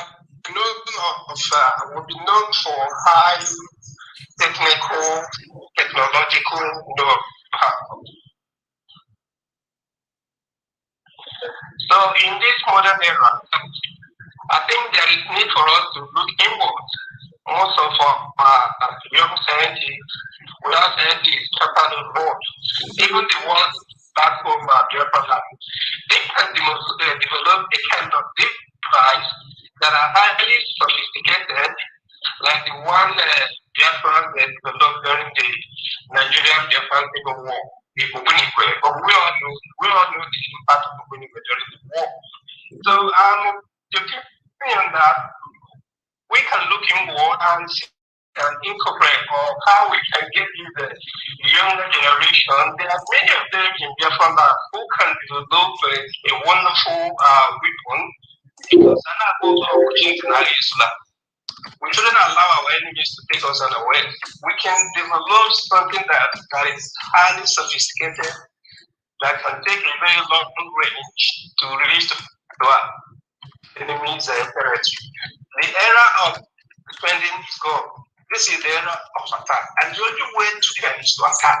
So we shouldn't allow when the incident comes around and they start devastating our communities and then ESN or Biafran security operative and later I think there is that time now we have to take the war to their own country. Anybody that says that we're not going to stay or we're not going to live into is not wanting to live. So if we can launch a kind of locally made technological know-how or device like the drones for intelligence gathering and drones for attack or something like that, we can be able to make a very dangerous impact to the Nigerian security. Thank you very much. This is not the time for negotiation. Yes, thank you very much. One should go a very high way. Thank you very much. Thank you. I wouldn't want us to discuss in detail the security arrangement of Biafran Security Network. Mazi, can you please unmute yourself? Mazi Solomon, Mazi Chinasa, can you please unmute? Yes, Mazi Pat. Yes, go ahead. Mazi Pat, please, I just want to give a little response to before our Mazi Chinasa will respond.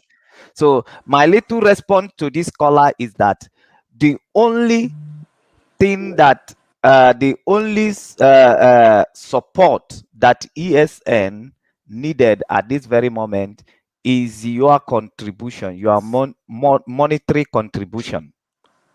In terms of the way forward, I think it lies in the hand of the smart leaders that we have.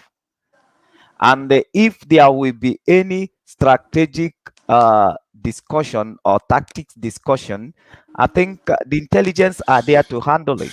So we are not here for people to come and make contribution on how ESN will move forward, but we are here for you to ask Mazi Chinasa, the member of DOS, questions as to regard to the activities of ESN and the leadership of IPOB. That is what we are here to do this very evening. So if you are calling, please, can you call and address us at that very angle? We cannot do everything at one program.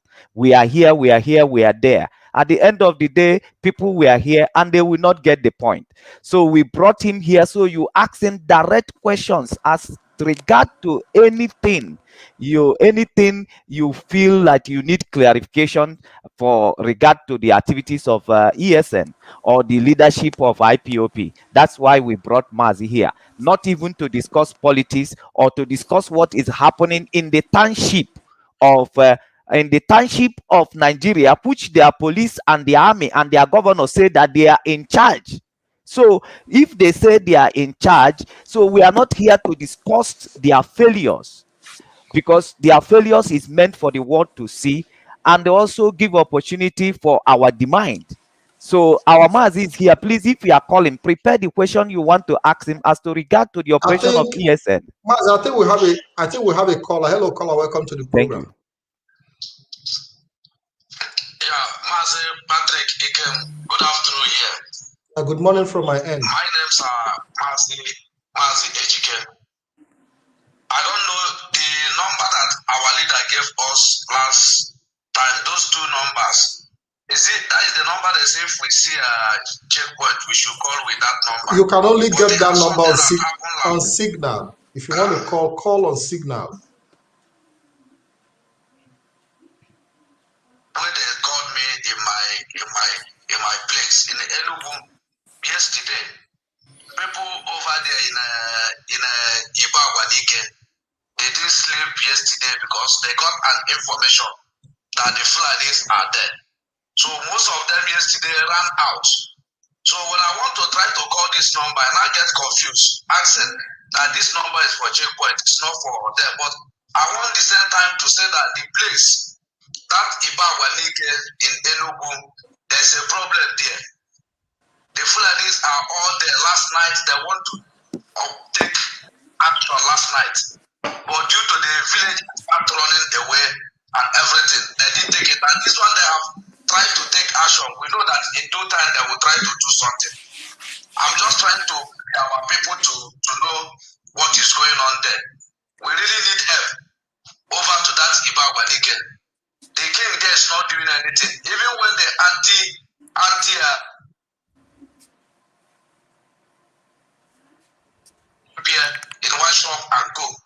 everywhere. Business, we didn't move there throughout yesterday. And today, we don't know what will be the fate of that place today. That is one. Two, again, our brothers are saying that those inmates that run out from prison, that they will be dangerous to our society. I don't know why people are talking something that they're supposed to talk. How about the Boko Haram? They carry with private jets. Rehabilitate them, send them to abroad. How about the Boko Haram? They rehabilitated and sent them to abroad. All of us were in Nigeria when this governor, when this administrator who put on them Masaniki Fulani said that anybody they catch, he will be in prison for 6 months. He acted a law that you will be in prison on his own time, that he will ask you to go to court, that the person will be in the matter. He passed it in State House of Assembly. And people have spent 1 year there without going to court. People have spent 2 years there without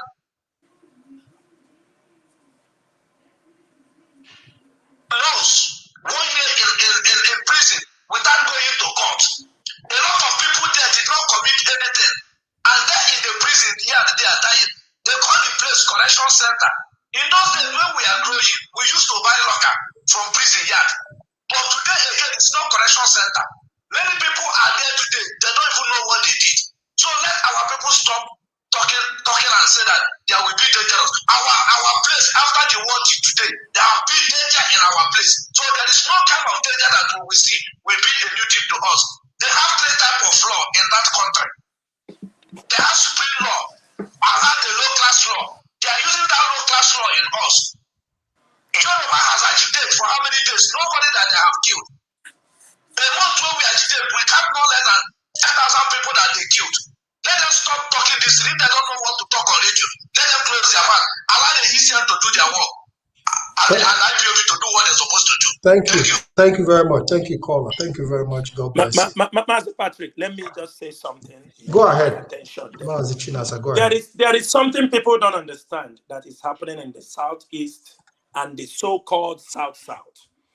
MAZI, you know this number of people that are in the prison, 2,000. The prison says 1,800 and something, but I can tell you there are more than 2,000 because there are people detained there under the authority of Hopo Zodema and other politicians, many. Now, you know, anybody in the southeast, as they are holding them, to put up a bail application for any one of them, you have to pay 30,000 naira. That's what you pay to Imo State Judiciary. So imagine 1,800 to put up your bail application. This is a business. The more they arrest our people and keep in the prison, the more they are making money. The judiciary is involved, the police is involved, the state government is involved. All of them, their duty is just to incarcerate our brothers. Catch them. Maybe people traveling, look at all the military checkpoints along all these states. They catch you, the next thing they put you in prison. They won't allow you to call anybody. They won't allow you. So people sometimes will leave the major problem that we're supposed to address. They start talking about few people that, you know, their issue can be handled very easy. They can't criminalize everybody. You can't criminalize 2,000 people and tell us that we are all criminals in our land where people are hardworking. People want to be free. People move and do business. So sometimes forget about what they are talking about. 2,000 people, let them, if truly, ask them, 2,000 people, were they already sentenced? Or they should separate this. People in detention, people already sentenced, or people, they should make these things clear than just coming to give us a big number that people are 2,000 people were released. Were they all criminals? Most of them have never been to court. Nobody. Mazi, there is something I want to. Mazi, there is something I want to come. IPOB and ESN have come out to say we don't have any hand in the prison. Yes. We don't have. But let me tell you something. Yes, go ahead. In the past 2 days, since this thing happened, you know the IG of police, the Imo State government, they have tried to press to convince the world that it is IPOB. And we have made it very clear. We don't know about them. But one thing is this. For the fact that our people, what our people are suffering in the hands of police, this thing, that is why it seems like people are happy that this thing happens to them. But it's not IPOB that takes the responsibility. We are not part of it. ESN is not part of it. Even though we might say, yes, these people. Now, for example, as much as IPOB sees it as also a welcome development, yes, they cannot take responsibility for action they did not commit. That is it. We don't know about it. We don't know about it. So it is up to them if they, because they have tried to put our name, and even I was seeing one Indian channel, World in One News. He made it very clear that the Nigerian government is accusing Eastern Security Network, a military wing of, they accuse, but they can't come and say it is IPOB. And I think what everybody's supposed to know is this. That particular statement the IG, Mohammed Adamu, made yesterday cost him his job. When he said, catch IPOB people and crush them. You are trying to crush an indigenous people who did not. That is a statement that nobody, and I am happy that those who pressurized that he must be sacked did it very well, and he was sacked yesterday because he made a comment that can lead to, a genocide, another genocide in our land. How can he come up and say, crush every IPOB? And I will use this opportunity to tell Hope Uzodimma. He said, use your gun against IPOB. Hope Uzodimma, it is a Punch newspaper. We want everybody to keep that record. Have that record, print it out, and save it. Hope Uzodimma said the police should use their gun against IPOB, not to use their guns against Fulani herdsmen, not to use their guns against the unknown gunmen, not to use their guns against all the Fulani bandits or the criminal. Now he's asking the police to turn their guns against IPOB members. And this is what we are not going to accept. We are not going to accept. And for Hope Uzodimma, if Hope Uzodimma did not withdraw that statement and that action, that order he has given to police, IPOB will take this particular comment he made to any level, and he must surely pay dearly for it. Thank you, Mazi. Thank you, Mazi Chinasa. We'll have a caller. Let's take this call, please. Biafrans are calling. People are calling. Everybody want to participate in this program. Hello, caller. Welcome to the program. Hello, caller. Are you there? Yeah, go ahead. Go ahead and make it. I'm here, Mazi Patrick Ikem, and Solomon, and the rest watch team. My name is Bessie Rosenberg, calling from Morocco. My particular calling is because of our DOS on board, called CHINASA, and he's living in the Qatar or living in an Arab country like I do, you know, and I'm very, very glad and happy to see this my brother coming out to educate our people. We are going. I'm very happy. I want to tell you, CHINASA, may God bless you, bless you, bless you, bless you. My brother, you see, one thing we have to know that these people have already got agenda, how to do what, to hand us over back to colonialism back again, because they can't deal with us. They know that amalgamation is over, you see. So they don't have power to hold us.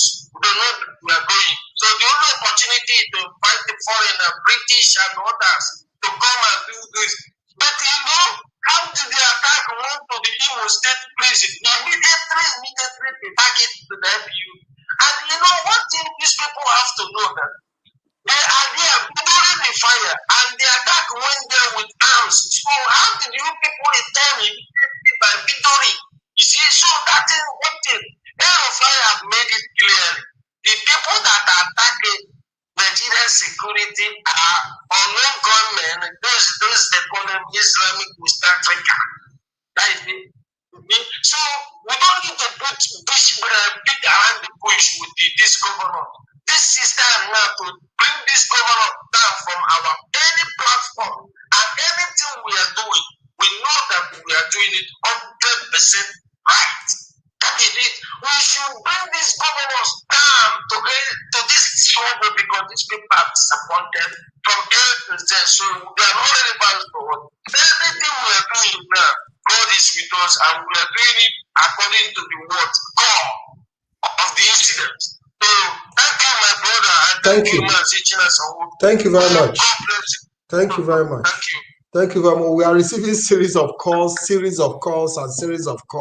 and we've already spent 2 hours. 2 hours is like 2 minutes because it's quite an interesting program. Mazi Solomon, what do you have to say about the activities of unknown gunmen in our land? Do you have any question to ask Mazi Chinasa in regard to the activities? Because how I wish it was IPOB that even went and set people free in those prisons. It would have been a marvelous job because a lot of people have been incarcerated unjustly. A lot of people have been in that detention for years without trial.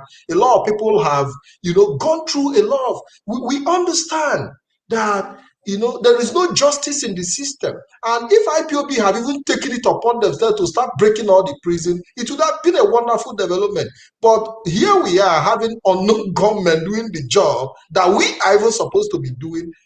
Do you have any question to ask CHINASA NWORU in this regard, please?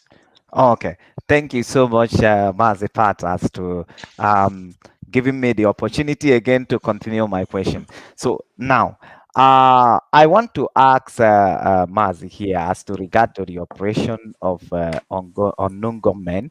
I have listened to you in one of broadcasts in Radio Biafra, where you are trying to explain that our people and the IPOB family are also victims of the operations of unknown gunmen. Please, can you give further clarification on this, please, Mazi? Yeah, Mazi, thank you so much. The activities of unknown gunmen, when we talk about this unknown gunmen, the Nigerian police has always been unknown when they kill people. The Nigerian police, the Nigerian army, if you can bear with me, in most cases you see in a ceremony, they will say accidental discharge. They kill people, the police will never provide who did that. And sometimes in the bus stop, they kill somebody for one reason or the other.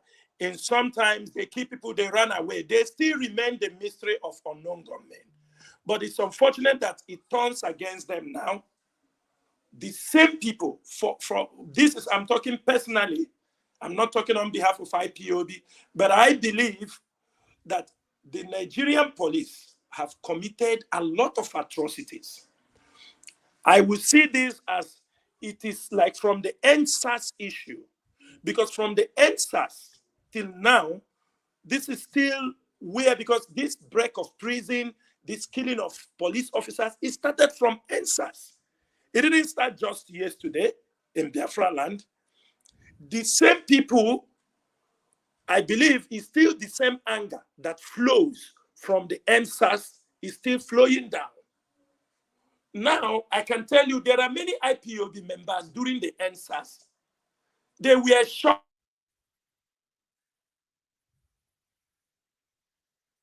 Hello, am I coming out clear? Yes, we can hear you. Yeah, there were many of IPOB members during the NSAS protest. Most of them were picked, killed, and dumped their body along the highways. We have many of them. I still have pictures of most of them who were killed. Our people discovered. It was horrible. Nobody is talking about. And if you ask us who killed them during the NSAS, it's the Nigerian police. It's the Nigerian police. We even investigated to the level, we tried to identify some of the police officers who participated in this killing. It is not to be made public. If you go to Abia State of recent, you see some IPOB members being killed and their bodies are littered along the highway. Who killed them? It's still unknown gunmen. Who do we know who used to perpetrate this kind of act? It's the Nigerian police, the Nigerian army. They are the ones who pick. Who is adopting our people from their homes? is the unknown gunmen, which is the Nigerian, we said is the Nigerian police. But only we cannot be able to say, while it is like the hunter being hunted, they themselves, they know there are also some police officers who have left the police because of the atrocities the police are committing. There are many people, they kill their brothers and their sisters.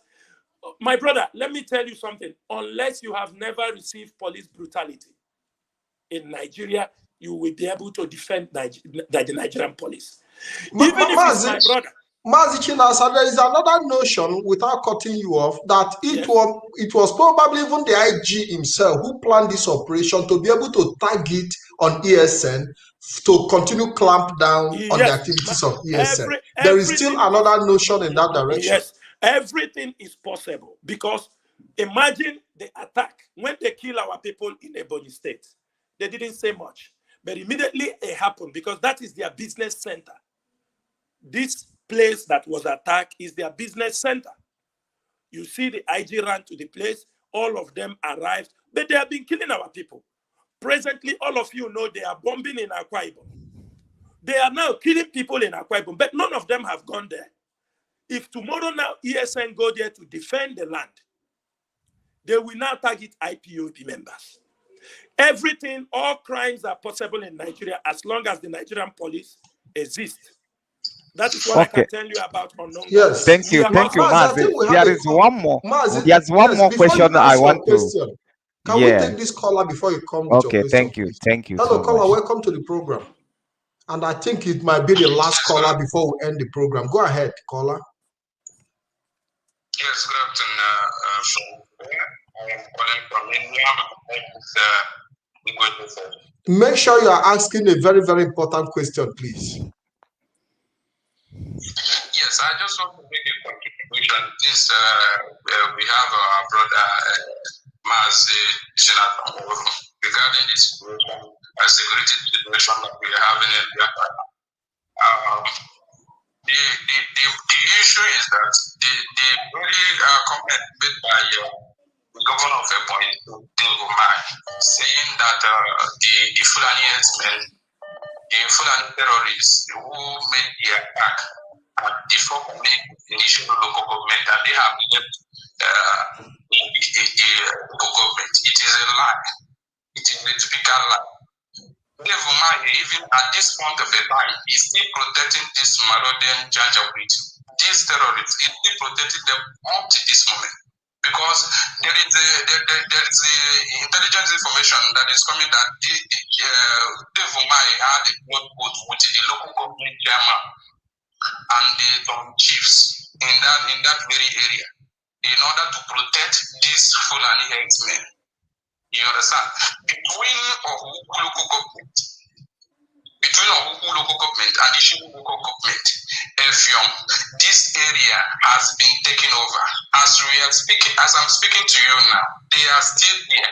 I am receiving information, a concrete information, because this place is where I come from that Ishu local government, that these Fulani herdsmen, they are still there and they are still making a threat that they are going to attack any moment from now.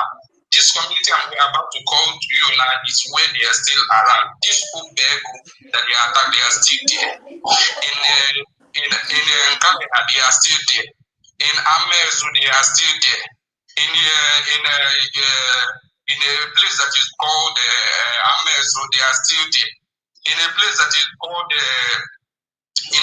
is called Onweke, Onuwafo, Azobago, Izambu. This place that I'm calling for you now, they are still there. Umhali, they are still there. In Nkalago, they are still there. They have surrendered these areas that I'm calling for you now. And the people there are in too much panic.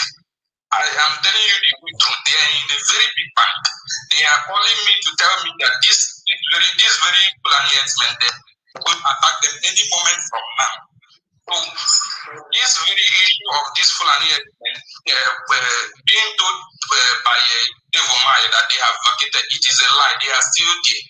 They have not gone away from local government. So I I am using this opportunity to alert our leader to be able to see what he can do about this very, very issue, because they want to come and sack everybody that is living in this area. We need to do something, because these people are living in too much trouble and fear. Thank you very much. Thank you. Mazi Chinasa, are you there? There is a question I want to ask you. Can I respond? All these Can I respond to him? Yes, Mazi, before you respond to that, I want to ask you a question.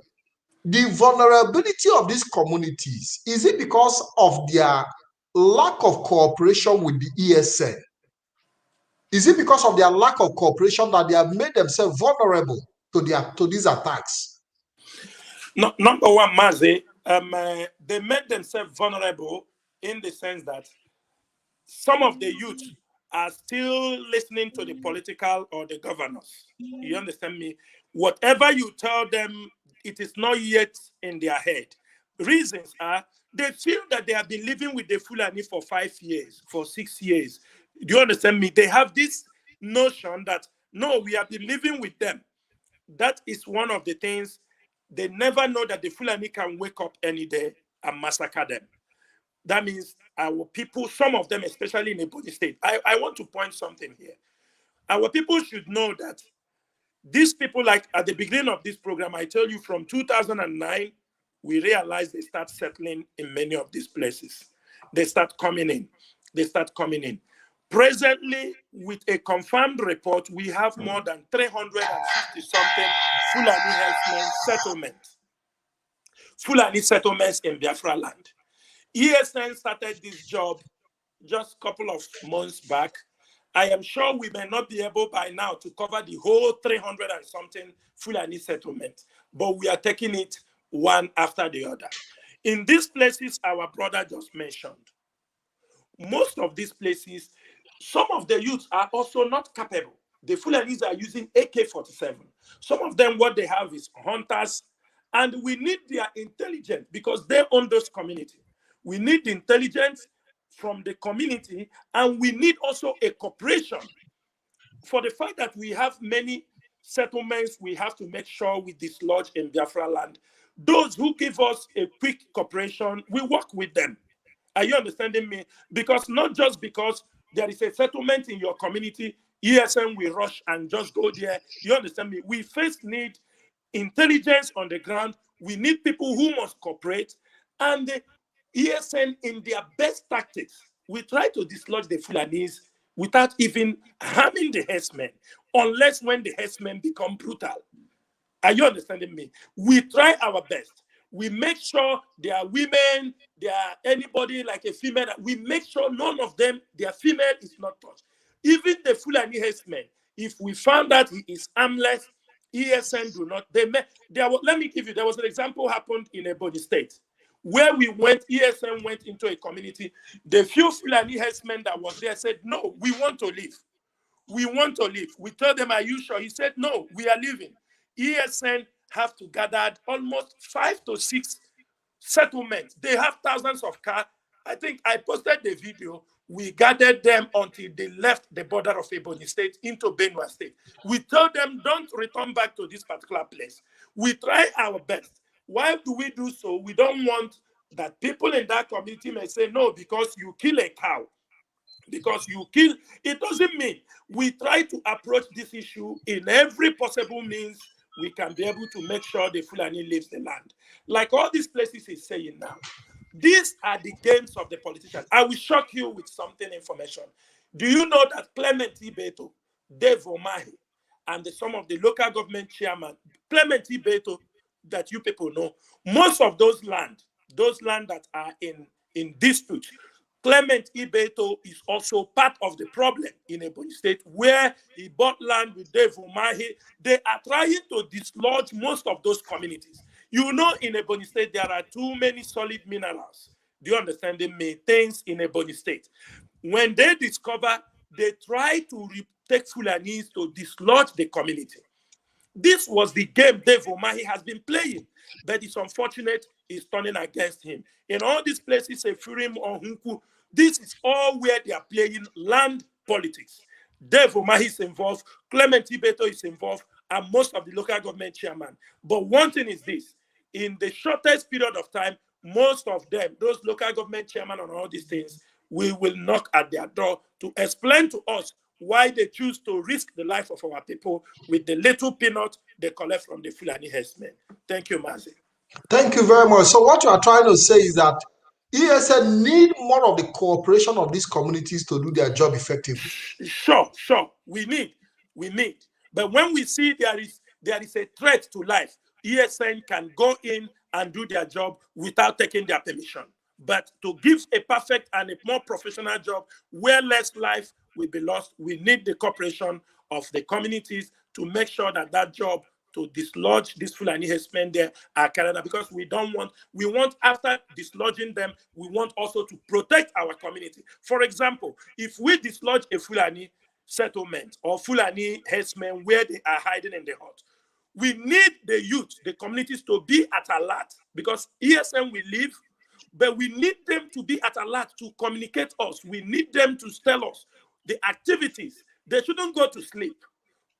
Because one thing is this, when you dislodge them from this locality, they move towards, that's why they are heading towards Enugu. Most of them are heading towards Enugu now and heading towards Cross River. But we will get there in the shortest period of time. Thank you, Mazi. Thank you very much. Mazi Solomon, go ahead with your question. There is a caller. Oh, okay. Now I will fire two questions at once. Now, one is this. Mazi CHINASA, I want us to get this very point very, very clear. Now, like the story we are hearing in the internet, that actually some of these Fulanis who are attacking villages, they sometimes they don't move with those ones that are having cattle, and the attackers or the killers, they have different camp, but they use those foot soldiers, which they have the one going with the cloud, to get information to the men people who are carrying gun. So how strategic is ESN is to tackle such a situation where the armed one are having a camp in a different place, and even if you dislodge those ones who are carrying cow, they give information to those ones? How tactics is ESN to that direction? Then another question I want to ask is this: is there at any point in time where ESN will also go against the unknown government? Thank you. Your first question is this. If you look at a couple of, when our leader announced, when we got Mohammed Issa, one of the top Fulani. I was about to ask you about that operation actually, but go ahead. You can give that explanation now. Yeah, Mohammed Issa, you see most of them were operating in Ebonyi State. They operate along Cross River. He was it's a top Fulani striker. If when they conduct their operations in Ebonyi State, they retrieve back to Benue, those Igbo communities in Benue State, they go there and settle because they know our people have no presence. But when the ESN operative start to monitor, track many of them, they found out that there are a group of Fulani herdsmen who are their main strikers, their elite teams, who are coming to attack our people. That is how they were traced from Ebonyi State into Benue State before ESN could be able to carry out their attacks on those ones settling in those places. You know what surprises sometimes is that you will ask yourself, if ESN are moving sometimes, they will go in the forest and found 5 or 6 men with 5 or 6 cows in the thick of the bush. They're running.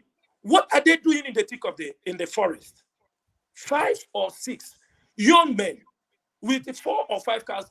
In this, you will understand that these are the teams that are coming out because they have only 1 or 2, 3 cows. So they will deceive. Even if you see, they say, oh, we are herdsmen. Then you start to ask yourself, how can 3 young men be in the forest with 4 or 5 cows? Keep one here, keep one there, keep one there. You understand me? It doesn't make sense.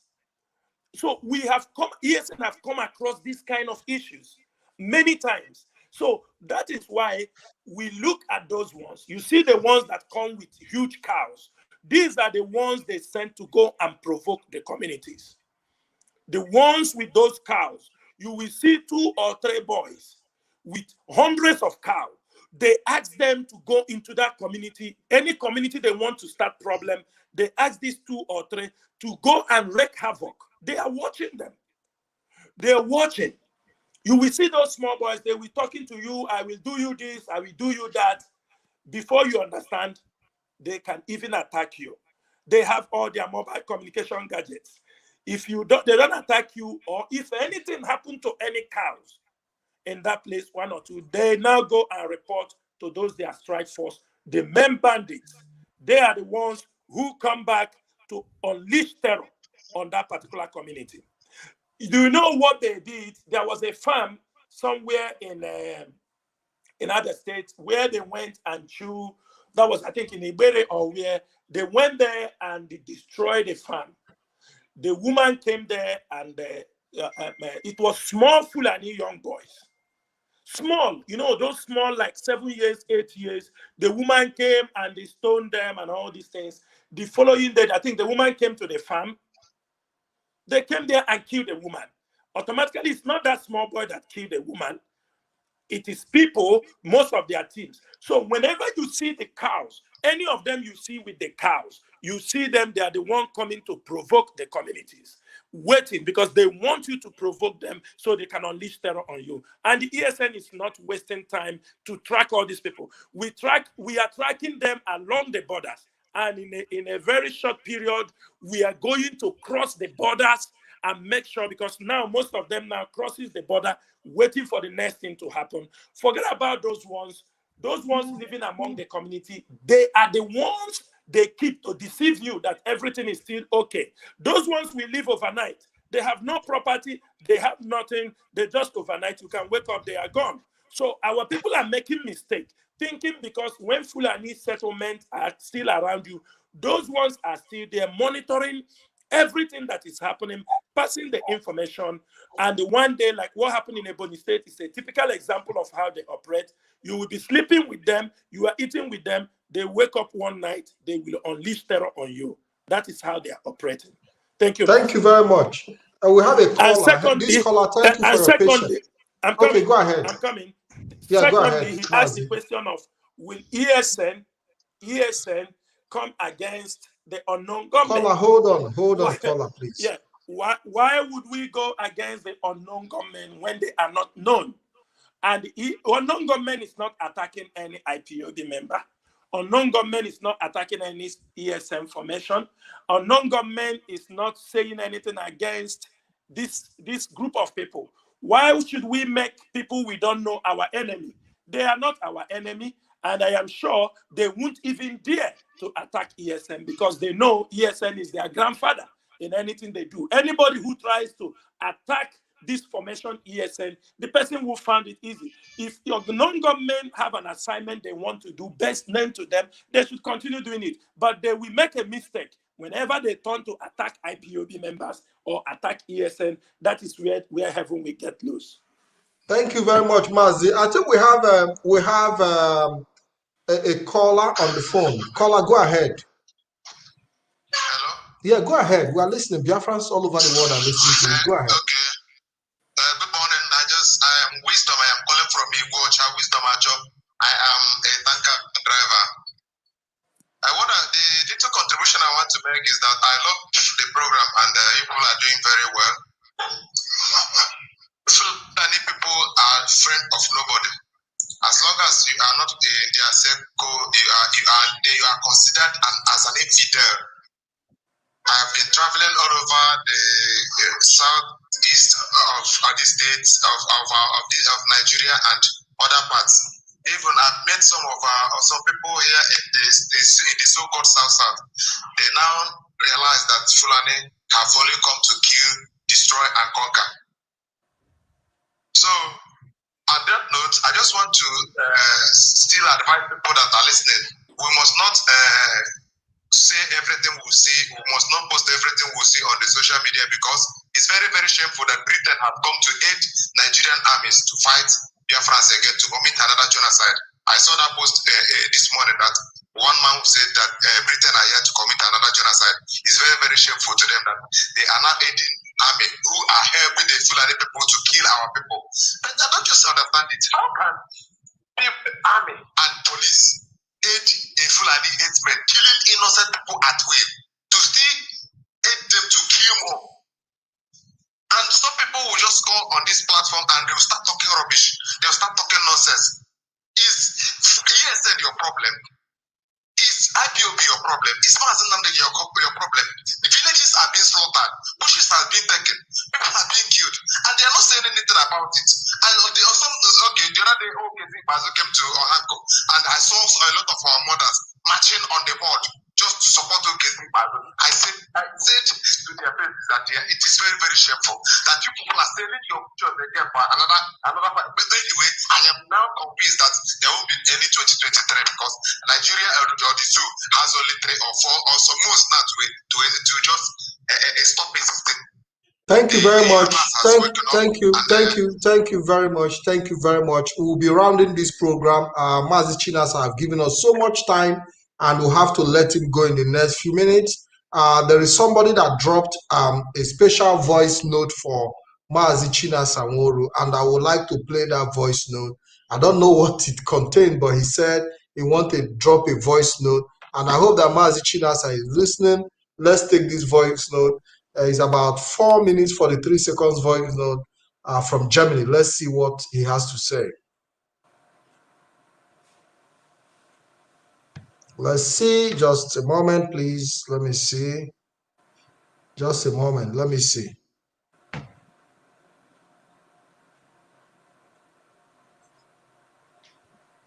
Just a moment.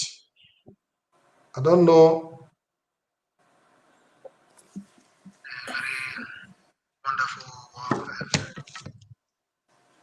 It's not loud. Yeah, good morning. MAZI, can you hear him? MAZI Solomon. Yes. MAZI CHINASA, can you hear him? Yes. Wonderful work. Yeah, good morning. MAZI.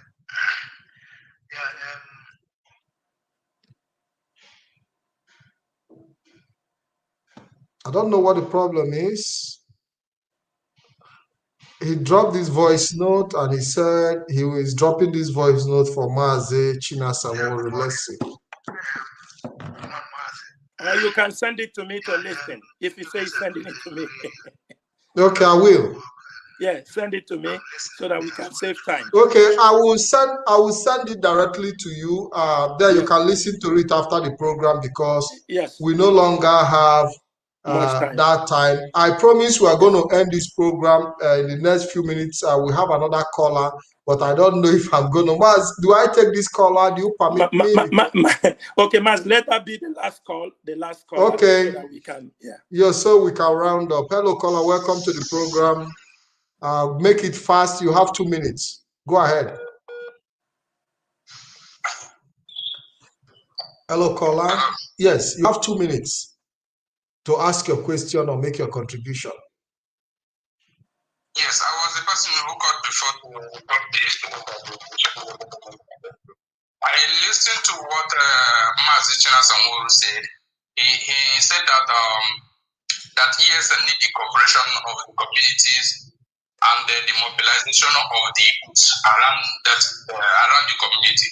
So, having listened to him, I have taken this very advice. I am, because of the how serious the security challenges is, I am going to swing into action and make sure that I mobilize the youth and around that vicinity so that the ESN can be able to come. But what I'm asking, my question is, after making this arrangement, how am I going to connect to the ESN so that they can be able to swing into action?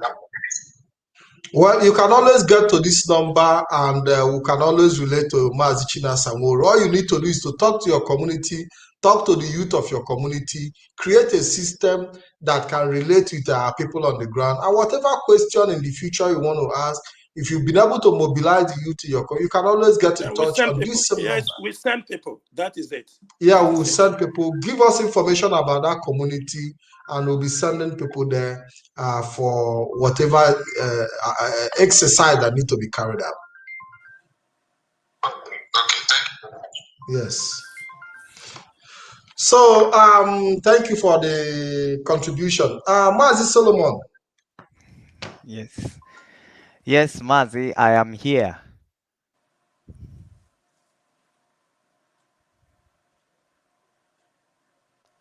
Hello. Should I go on? We are not hearing you anymore, Mazi Pat. Yes, go ahead, Mazi. Okay. Mazi Solomon. Thank you so much. It has been an exciting moment with Mazi CHINASA. He said I shouldn't call him Onyendu, have Onyendu, but Onyendu Kebu.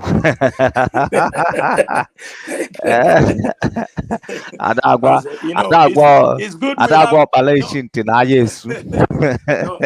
we have our supreme leader, and for now he is Onyendu. You understand me? We reserve that for him. I understand where you're coming from, but that is yes. Thank you so much to having been in a position to answer a few of our questions. We still have a lot of questions to ask you, but we must, anything that has a beginning must has end. We must not finish all the questions in one program. So we'll keep coming, we'll keep in touch. Yes. Yeah, we will keep in touch. But my final question to you, I must be very, very grateful to have sit with you, somebody like you in a program like this. It is an honor to me and I do appreciate it.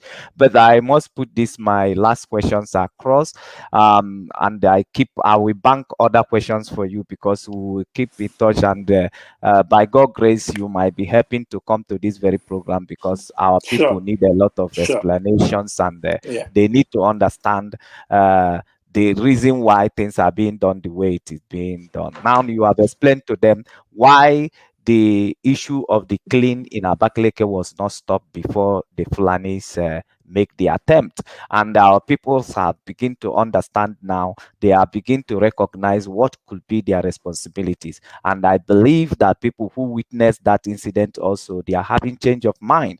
And we have seen a lot happening in the internet, and it's a welcome idea also, is a welcome situation. So now my final question to you is this: can you tell our people here and lovers of freedoms and lovers of Biafrans and our audience, what will they be expecting from ESN in the upcoming days in Biafran land? What ESN, our system, or what ESN is doing is still consistent to make sure that Fulanis are no more in our bushes, raping our mothers, as like I told you, they have many settlements in Biafra land. There are places they have stocks, their ammunitions, where they operate from. What they should expect that ESN will dislodge all these places. It doesn't matter who is helping them. It doesn't matter whether Nigerian military is coming by their air bombardment. ESN is going to dislodge every Fulani settlement, every Fulani hideout where they are operating and killing our people, stopping our people going to their farms, because we found out through investigations, we found out that they always like to settle on the way to where our villages go to their farm. They will settle there. As time goes on, they block all those entrances that our people can pass to go to the farm. So if any Fulani people or Fulani herdsmen that they know they are blocking the way, they are occupying the farmland in Biafra land, ESN will make sure that they are being dislodged. This is a farming season. Our people must go back to farming, because we can't continue from now to then. They are threatening us with food. And you know, the way Nigeria is pushing this level, if it goes to say they want to fight us, since they are planning to bring a war to us, we are not going to be accepting food from the north. We must make sure that we have our farms where we will be able to plant our own food. And let me make this thing very clear. ESN will make sure that nobody will ever threaten Biafra land with food. That is why we are doing what we are doing. We will make sure Fulanis are not in our bushes. Our leader have made this statement many times. If they want to stay in our towns, they should go in the towns and the urban areas, rent houses, do even I think time have gone, they won't even be given a chance to do any ranching. You know what people do not understand? Many Fulani settlements our people see in our communities, they already given them names. For example, in Orumba, if you listen to Daily Trust, he was calling that settlement Mohammed Yusuf Heda's settlement. In Orumba, they already have names, exactly what they did in Jos. So, but we are too smart for those things they want to do. So when they want to talk about Fulani hideout, they say this is Mohammed Yusuf Heda's settlement. Tomorrow, they will bring out a councillor from that settlement. So these are the things ESN will make sure that we stop all this nonsense happening in the land. In Ebonyi State, there are some Fulani boys who were born in that area. They claim, they said, we are not going anywhere. My father died here. My father came here and he died. We buried him here. For that reason, I am now a part and parcel of this community. We told them, we are living abroad. You are living abroad. I don't know if you die outside, that makes you like you are in Australia. You die outside, automatically makes your children Australian if they didn't get it by the right way. Or like I am living in Kuwait, if I die now, my children start to claim that they are Kuwaitis because they die here. These are the nonsense ideology they have given to them. And the ESN will make sure that all these kind of nonsense messages they are spreading, that we are born here, for the fact that you are born in a place does not make you a bona fide person. Or they are not claiming. They are not claiming indigenous. They are now claiming indigenous. Yes, indigenous of the land.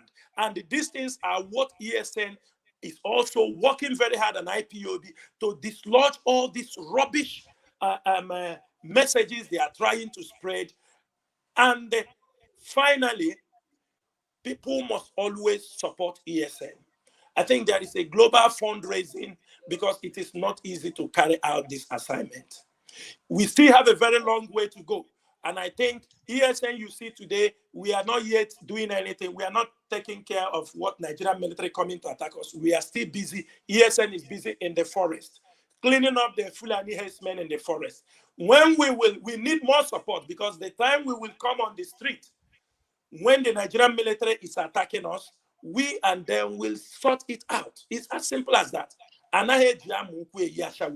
This is what people normally say. They cannot come to make us to be afraid of them. We cannot be afraid. Besides, we are not living. We have suffered. For how many years we have been writing on Facebook? We have been talking on Radio Biafra. Inter-Society have made several reports on the extortions, on everything that they are doing to our people. Police checkpoint, have they heard? Instead, they increase the police checkpoint. Instead, they increase the extortion. If they were taking 50 naira, they start taking 100 naira. All these things are the assignment ESN will make sure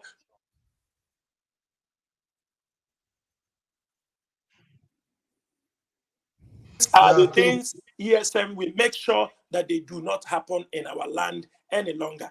What you have to do, pray for ESM, pray for the leadership of indigenous people of Biafra, and continue to be confident that as long as these words have been spoken, that we are going to reclaim our land, that we are going to attain our freedom, there is nobody can stop us. Nobody. This generation of Biafra, they are highly determined. We know many people who are diehard, those who are ready. People have given their life. The members of ESN are a group of people that Biafrans will remember these people in 1,000 years to come, because the fight they are fighting is the fight to preserve our culture, to preserve our people, to make sure that our life is secured from these Fulani herdsmen and Islamic invaders. If we don't do this thing now, nobody's going to do it for us. We don't need you to be a doctor before you fight for ESN members. You don't need to be a military personnel. At ESN, we train you, and we will not get this fight. Mazi, Mazi Chinasa, please, Mazi. This is very, very important because a lot has been going on in internet before now, and we have been looking into this thing seriously, looking for you, Mazi Chinasa, and you are here today. I promise that is my last question, but this is very important you address it. There is this threading going on in internet saying that some members of ESN has been captured by Nigerian police, and some are making confessions, and also some members of ESN has been killed in the previous attack. Please, Mazi, can you just, I beg you in the name of Almighty God, you are not going to hear any other question from me. Please, can you give a little clarification to this note? I'm very sorry for bringing this very question very late when you are about to go. Yeah, Mazi, I will tell you something. ESN members and ESN teams are very, very intact. If you hear that anybody was captured by the Nigerian police, you know that he was not, the person at the time of the capture was not part and did not obey instructions of where maybe he left where he's supposed to be and be in another location. Do you understand me? Some of them might be part of ESN. Maybe they have been expelled or be asked to go home, maybe because of one behavior or the other. Are you understanding me? Mazi, some could also be simple IPOB family members who are just innocent of. No, I'm coming. He's talking about the ESN. What you have to know, I can tell you the ESN command is very, very intact. If you found there is anybody in the Nigerian police parade and he claimed he is ESN, I am sure that person at the time they capture him or do anything, he was not part of ESN. Because you have to know, ESN has strict rules. There are people that they are no more, they are sent out, maybe because of one behavior or the other. So when they still go out, they can still claim that they are ESN. So from them, anything can happen, but then we are not going to say, oh, we don't know you, but you know you were not part of the ESN any longer. Are you understanding me? You were not part. Because if some of those ones they said kill, can they be able to tell us who they kill? Most times they kill innocent people, my brother. Nigerian police kill innocent people. I will answer the other question. There is a question you ask where the Nigerian police was parading, showing one pop action and two guns. You understand me? And kill. If you look at that video, ask yourself one question. ESN, they went to attack Nigerian police with one pump action and the two machetes? This is the question. People, we are asking, do you know why we are under one command? We are asking people, you must not do things out of ESN rules and regulation. People can go to try because, you know, our people behave somehow. They may hear that, oh, ESN is doing some work. Some group of people may want to go to do something to take Mazi, I've had an experience where somebody was even writing me, calling me that they want that I should find a way to support them because they also want to do something that ESN is doing. But they want to carry out their own. You know, and I told him, you know, you cannot go outside. If you want to organize something for yourself to defend your community, go ahead if you feel you have the capacity. But you cannot be doing it in the name of IPOB or ESN. Mazi, go ahead. Yeah, many people are coming because they hear, oh, ESN is doing like this. Some group of boys we gather, they said, we want to start our own. No, this is not Pentecostal churches. You can start. We are talking about a network that is defending the land. So what I would also advise, like what happened in Aba, look at 8:30 in the evening when the Nigerian police engage or the army engage. This was a roundabout where Okada people used to ply. They used to be there till 10 o'clock. And if you listen to the BBC interview, the people they were interviewed said they ran to the hotel, but the army was shooting at them. So tell me, Tell me how they didn't kill people. They killed people. And they will come and tell you this is ESM because they want to justify, to tell you they have killed ESM members. You kill people in a public environment at 8:30 in the evening.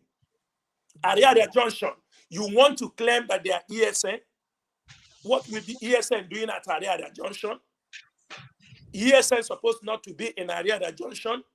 When you have an attack, the Nigerian police, the Nigerian military knows that people has been attacking them before the arrival of ESN. They're supposed to know. Criminals have been attacking them from time to time, coming to their police station, coming to attack them on the way. These things happen in Nigeria. It is not how. So for somebody to equate these things with ESN, the person is just trying to give. In fact, MAZI CHINASA, recently we saw some cultists even paraded who went and attacked a police station and stole some of their arms. Some cult members, they said they needed the arms for cultist activities. But MAZI, without taking much of your time, on Friday there is going to be a world press conference for the Alliance of Biafra and Amazonia. Can you please give us a little briefing of what that press conference portends for our people? MAZI, the leaders of these two great emerging nations are going to speak on Friday. So I do not really know but I know whatever they are going to discuss is something good for the two nations. So I would not like to say what I don't know, or what they are going to say. We should allow them by Friday, after the two leaders have come and they tell the world what their plans and aspirations are, then we can be able to now make some analysis and see the way forward. So we leave them to come on that day and tell the world what they have in stock for Biafrans and MAZI, what I intend to the point I intend to make is the relationship. Create the relationship in terms of, we are not going to talk about what they are going to say because we don't know what they are going to say. Yes. But I'm looking at that angle of the relationship that we are going to build. How do you think it's going to further the achievement of IPOB and create a bond that will enable us, work together as two emerging nations? That's what I'm saying, MAZI. Let us allow the two leaders. They are coming up on Friday by 7 p.m.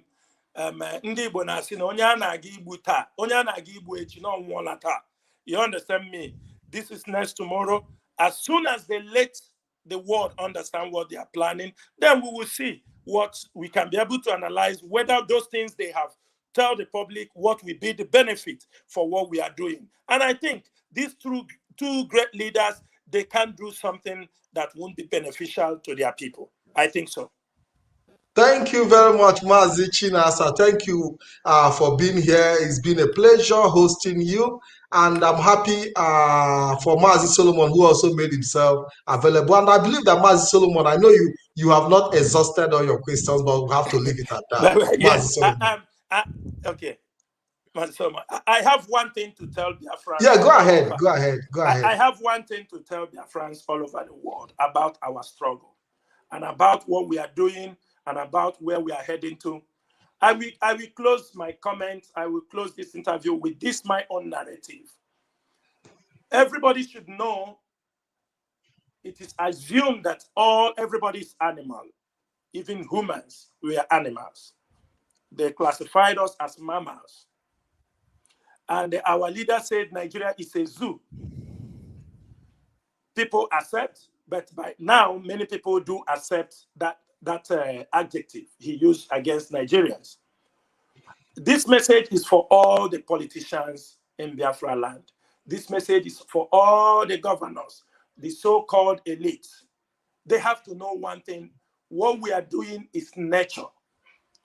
Nature is pushing us to do anything we are doing because we found out that they have disappointed us, that they have left us to die, they have left us to run away from our countries, that we have become refugees in other people's country. But I'm telling them this, they should remember in the animal kingdom. Let's, for example, the pride of lions.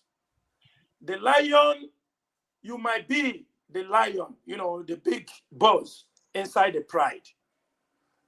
It is nature. When this lion, he continued to dominate their environment. When the lioness kill the animals, kill some catch, the big bulls will come. They will like to eat it. At a time in life, when they are growing old, other lions, they start to attack the big bulls. They tell him, your time is over. You do not allow us to have, maybe, for example, other smaller male lions want to have sex with the lioness. You see the big lion coming to drive them away. At a time in the lion kingdom, or at a time in that pride of lion, the younger ones start to attack that big boss, that big lion with his. They start to attack him. And if he refuses to respect himself and give way for the younger ones to take charge of the environment, to take charge of their kingdom, automatically they kill him. If you have never watched Animal Planet, and if you have never come across these things, not only lions does it, hyena does it, the tigers does it.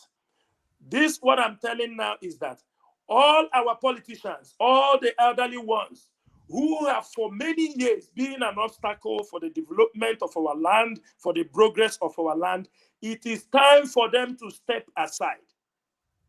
If they refuse to step aside and decided to be a stumbling block for this freedom, for the restoration of Biafra, we do not have any choice than do them what other lions do to their big brothers in the jungle.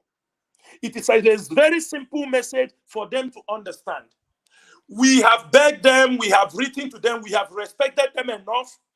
If any leader, whether you're a governor, we do not care. We will give you a chase of your life. Better go and relax. Keep all your energy. Look after your grandchildren and allow this generation of Biafrans to take charge of their life. But if they fail, we are not saying it. People will say we are boasting. Yes, we might be boasting. Before they say we are Facebook miscreants, they say we are Facebook warriors. By now, I know that narrative has gone. But we are telling them again. The elders should give way for us to take what belongs to us from the hands of these British and the Fulani cabals. We are going home, and anybody who feels he can be a stumbling block, we are not going to leave that person. And we will make sure that the person will pay dearly, because any little mistake is costing the life of our people. That is what I have to tell our people at the end of this program. Thank you, Mazi Patrick. Thank you very much, Mazi Chinasa. Thank you very much for being here. I want to say have a wonderful day, and I'll be seeing you in the nearest future. Thank you very much. Thank you, Mazi Solomon. Thank you so much. Thank you. Thank you so much. Have a good night. It's a pleasure having you. Thank you. Thank you, Mazi. Yes, so with us was Mazi Chinasa, who is a Directorate of State and also a member of the Indigenous People of Biafra in Kuwait, who have been with us for the past 2 hours, 53 minutes. He has been able to give us a lowdown of events as they took place in the past, present, and what the future entails. Mazi Solomon, do you have anything to say before we leave? Actually, we have come to the end of the programs. I wish so to continue for next time, because so we have been here working for 3 hours, so we couldn't stretch our people more, because it's very, very important that Mamu Gale Toebunu na Izuogo. So it's very good enough that you have supported this very program to this very point. We must allow your ears, and we must allow also. Can you please plead to the conscience of our people to share and tag this program to make sure it goes around? Exactly. I trust our people, you know. Sometimes you don't remind them their job. Most of them, they are warrior, formidable, you know. They knows what to do at every point in time. But that will not make us not to also appeal to you guys to share these very programs and make sure that the program reach everywhere that is supposed to reach. Thank you so much for listening to us. And what I have to advise that you remain formidable as an IPOP members and as a supporter of ESN. Never you give up. We will get to the end of the matter. You know, the beginning of a matter. The beginning of a matter will actually be the justification of the end. We have fearlessly put our foot on the ground, and that simply shows that we are not going to withdraw until every demand is being met. Support ESN, support IPOP. Even if you wish not to be the member of IPOP, then if you feel like there is responsibility or role that you need to play, please step forward. We need your advice. We need your encouragement. We need your financial support. Until I come your way again, my name remains Solomon Peter. Good night from my end. Thanks. Thank you very much. Thank you very much, Mazi Solomon Peter. I want to say thank you for being here. Each time we call you, you're always here. And Biafrans remain grateful. I want to say, Biafrans, thank you very much for your time well spent with us. All the comments were well read. In fact, I cannot read all the comments. Thank you for your appreciations. Keep sharing the program. Keep sharing the program. Make sure you tag your friends. And we'll be seeing you in the shortest possible time. I'll be back as usual. And I hope that when we are back, we'll be able to continue from where we stopped. Until we meet again, my name remains MAZI Patrick DK, and it's my pleasure to be your host on this day, 7th of April, 2021. And I want to say have a wonderful morning, afternoon, and night based on your time zone. And God bless you all.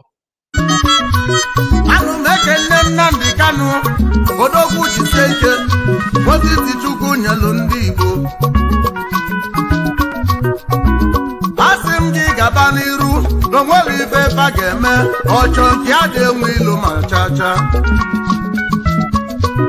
ọchọ nke a dị-enwe ilu okwu nna m gwara omugbuo ọ sị na ọchọ nke a dị-enwe ilu ịma na nwata chọba nke ya akpọbụ ya ajọ mmadụ mana nke nwa ka nwa na-achọ Chukwu okike bụ ị na-asụ Chukwu okike so ga-eje n'onwere ife ndị ya ga-eme